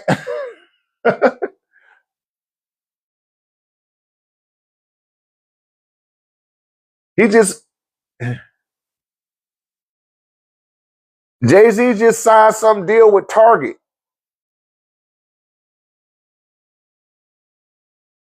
And it's like, yo, why are you setting deals with Target, my nigga? And all the sisters beefing with Target, from what I understand. That shit never let up from the DYI or whatever. They wasn't putting the black girls' products, misnomer, inside the Target. And they wanted them to take it out. So they was like, yo, we not going to Target no more. We gonna stop giving Target our money. And Target been losing money. And all of a sudden, here come this goofy looking ass nigga. Like, yeah, I'm gonna get the people, they gonna listen to me and come to Target. Y'all go back to Target. We ain't gotta be tripping like that. Like, nigga, who is you? You CB4 proud to be black ass nigga? Now you wanna be black all of a sudden? That's right, Angel. Angel Lepistance. I hope I said that right.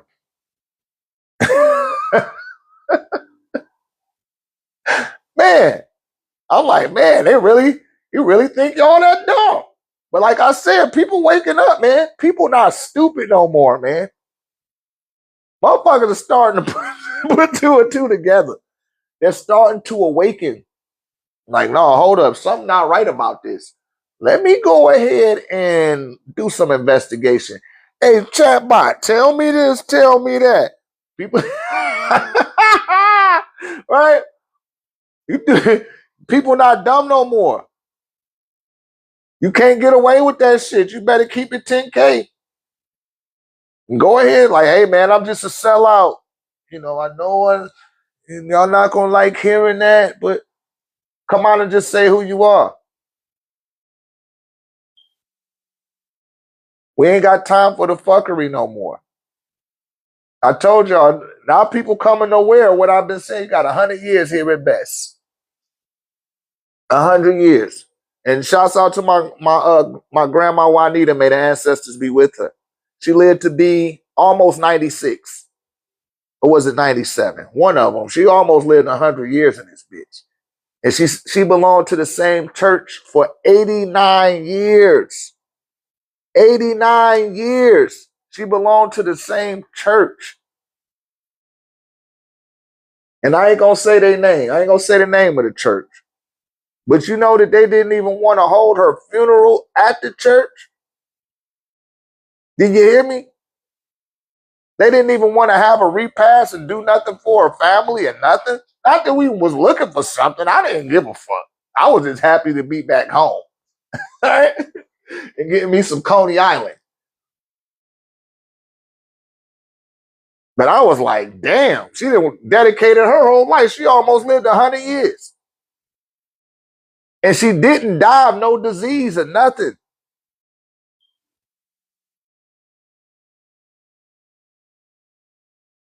My grandma was given that that drug that they put into them. Because she did have dementia. She started getting dementia. But like I said, she's like 96 years old. Right? Grandma, let me see. She was 97. She was 97 because she belonged to that church for 89 years. The same church. Or was it? No, it was 86 years. Because she almost made it to 96. She passed before her 96th birthday. Right? But she belonged to the same church for 86 years, I want to say it was. Pops, if you in the comment section, let me know how many years grandma lived. Right? But man, that was all her life. And she lived a full life. She had great grandchildren. You hear me? I'm on the lower end of her younger grandchildren. Because you got the grandchildren that's younger than me. But I'm a part of the younger regime of her grandchildren. Just to show you how old she was and how many, because she had about 5 or 6 children, but she come from a big family too. Right? And during those times, those people utilized reproduction to the highest, to the best of their ability. And they kept everything within the family, I don't know what this damn ratchet ass shit. It's pretty much CIA psyop programming, introduced to our community through women liberation, which is still behind Planned Parenthood. And they wanted y'all to be sterile. A lot of you sisters, they want your placenta. And y'all keep trying to align yourself with these motherfuckers that don't like you. Why does y'all, I just don't get it. You're useful for political gain.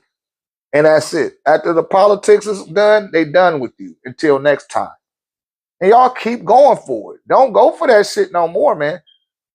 That's why these brothers losing respect for y'all sisters. It ain't got nothing to do with your weave or, how many niggas you just slept with. It's like, no, where do you stand? Can you be bought? And a lot of women keep propagating that they can be bought. If you can be bought, don't nobody want to deal with you. That means that you would turn on me in a minute. I don't want to be around nobody like that. For real. And that means somebody like, hey, go 10 racks. Just tell me this and tell me that. And you like, yeah. Like, nah. That's a lack. Spirit of lack. You gotta you lack abundance in your mind state. You thinking about how you can sell yourself. Or how much money you can get. Everything gotta be transactional. Because that's what they telling you, but at the same time while they telling you that shit, they taking your man. They taking the best of your men. Right? They are.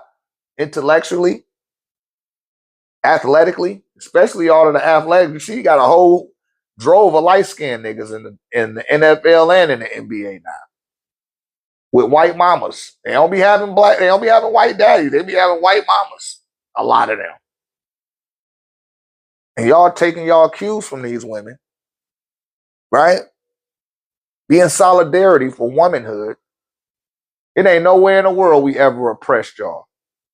That was a movie called The Color Purple. That was not what happened in America. Cut the crap. You believe that crap if you want. That's why I'm telling y'all. It's psyops. They're running psyops on y'all. And y'all letting them do it.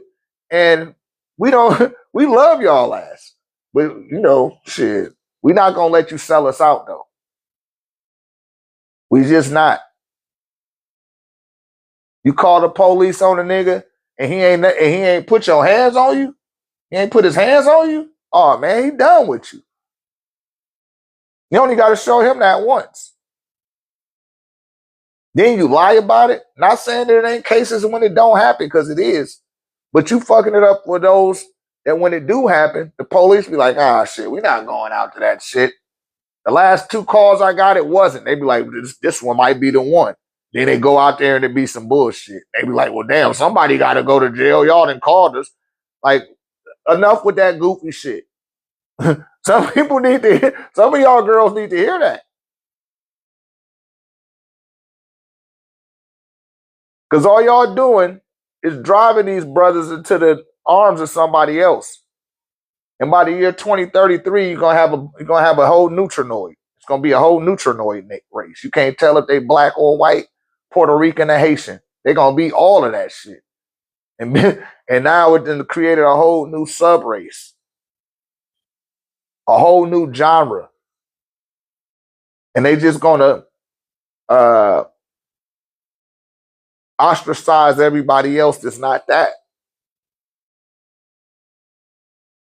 That's one of their agendas too, the neutrinoid. They talked about that in Time magazine back in 1996. For all y'all people that was conscious in the 90s, and I said 1996, I know you like, damn, that was 30 years ago. Half of y'all wasn't even born. He said, what's that? He don't even know what Time magazine is. A neutrinoid, and a neutrinoid is like, you can't tell they race. They're neutral to race. All right. They 20% German. They got 10% Polynesian in them. 10% Asian or Oriental.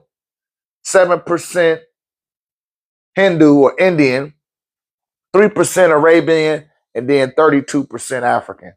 And you can't tell what the fuck they is. You know that they something, but you like, I can't figure it out. Like when y'all look at Vin Diesel, it's hard to tell what the fuck that nigga is. And shouts out to Jason Kidd. Some of y'all don't know who Jason Kidd is, but it's like, you look at him like, is he a nigga? Yeah, he a nigga. I don't know. He can be. I'm not certain. Steph Curry, you could tell. Klay Thompson, you can't really tell. If he has some children and he get with a white broad, it's over. Because see, that's all they want to do is just dip in the chocolate and so the next generation. Just attempting to bleach you out. Yeah, Patrick is like, man, you see he done got with the white girl. They done already had children. Yeah, I knew you was talking about. It's like, damn, man, them kids gonna come out. His daddy dark as night, dark as Wesley Snipes. With his grandbaby and shit. Like, that's not your grandbaby. That is my grandbaby. No, it's not. Look how light he is. Look how dark you are. You hear me? Y'all gotta pay attention to this. I'm just telling I'm just telling y'all what's real. He said right now in Haiti, there are 4,000. Thank you, Haiti America. Shouts out to Haiti America. Sapase. All right? He said in Haiti, there are 4,000 African Kenyan people mixing with the indigenous Haitian. That's good. They need to be doing that. They need to be mixing in with some of us over here. All right?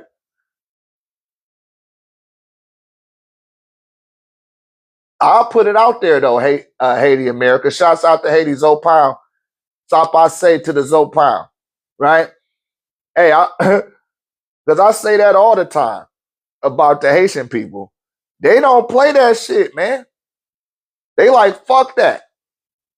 They never they never waver. And they defeated the 3 militaries, the greatest militaries of the world at that time. They knocked them all off. They couldn't overrun those people because they never stopped dialing into their dearly departed. They kept venerating their ancestors. So when they called on them in time of war, wasn't nothing fucking with them.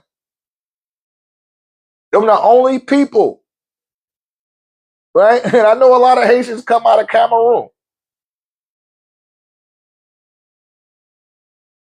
Mm-hmm. Yeah, that's his name. I can't pronounce it. Toussaint Louverture, right?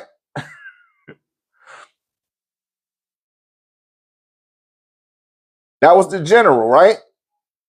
They wasn't having that shit, man. Imagine, man, I don't even want to get on no violent shit, but imagine if you got 1,000 people venerating they dearly departed on a consistent basis and they all focus and concentrated on the same thing. Nothing can fucking stop you. You hear me? What's stopping y'all is you thinking that you got to do what the pink man is doing. That's the only thing that be stopping you niggas. That's the only thing. I told y'all, I don't know how many times I got to say it. Yo, man, boycott Christmas. Boycott Christmas, Thanksgiving, and Halloween. And watch what happens. We the ones that put soul into everything. You did it to their church. You gave their church life. That shit was dead. It represents death. Hell, they don't even believe in their own fucking church. I'm telling you, they don't.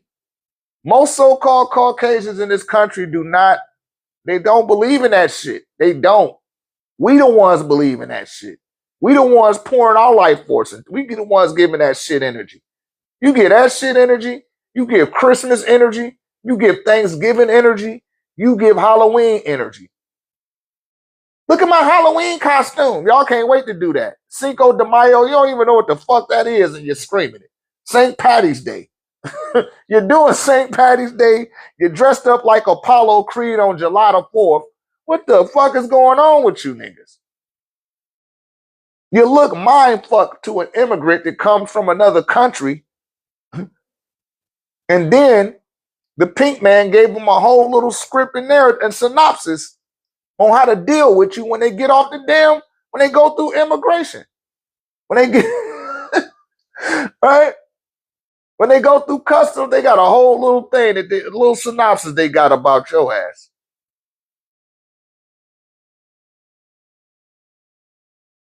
And I know it because they almost gave me the spiel. They almost gave it to me. But what gave me away, of course, my passport. They said, was you born over? Did you grow up over there? I'm like, no, I just took a trip. They heard how I talk. And I was like, okay. But now I think about it, they was going to pull me in that room. Like, let's tell you about these so-called black people. These African Americans, how to deal with them. Like, they be shitting on you, man. Then they smile in your damn face. Like, come on, man. How much longer? Y'all not even from over here. Y'all just gotta not want to tolerate that shit no more. Until you do, don't tell me about how they did what's the dude name? Carmelo Anthony or anybody else. The George Floyd situation, the Sandra Bland, Mike Brown, all that shit. What's the boy Trayvon Martin and the other boy that they like, man, it's like, please. Your ancestors supposed to be your line of defense. They supposed to negate all that type of shit from happening. But you're not aligning yourself with that. Hey man, not in this damn time, because too many people, it's too much blood that been spilt for you to have your liberties in the capacities that you're able to function with them, right? For you not to be using it to your advantage. So I don't give a damn. I don't have no sympathy. I don't have no sympathy for you. You don't have no drive, no motivation. I don't have no sympathy for your ass. All of our elders that lost their life and put their life on the line and stood on the front line so you could be out here acting like a niggalicious dummy. That's on you. I don't have no sympathy for it. I remember when the Trayvon Martin boy, when that shit happened, which that was, I'm not saying that it's justified, right? Oh yeah, I know it. I'm not saying that it's justified what he did. But where was this nigga's daddy at? It was like, why did that matter? I was like, well, you just showed me that his daddy not there. Then the daddy pop up 3 or 4 days later. It's like, no, I'm not with the mama. She just went. Like, I'm telling y'all, that shit gotta end. It ain't nothing deep or methodical. Ain't no damn spacecraft gotta come out the fucking sky on your goofy ass. You just gotta take accountability for your existence. That's it, y'all. I'd be doing you a disservice not to talk about these things because ain't nobody else talking about it. Y'all niggas arguing about God who you never seen, Yahweh who you never seen. You're talking about times that didn't happen in your lifetime, and you putting more energy and stock into that than you are into your present. I would be doing you a disservice not to point that out to you. Now, if you really want to tap into some power and access some real shit, join the 1089 tech community, man. Join the tech community. That's the best I got for you. With that, I'm gonna get on off here. I done been on here for so damn long. Y'all go to my YouTube page. For the brothers that want the staff, them fraternal brothers, y'all need to reach out to me. If you got your crown, right? If you got received your revelations, then guess what? We need to chop it up. Who am I now? Peace and love. May the ancestors be with you in this great day and time called Noontide Ray. I've been your beloved brother, Dr. Ray at Noontide Ray Tech. Shouts out to Urchin Sahu, right? Urchin Sahu. All right? Why Duke, y'all? Why Duke?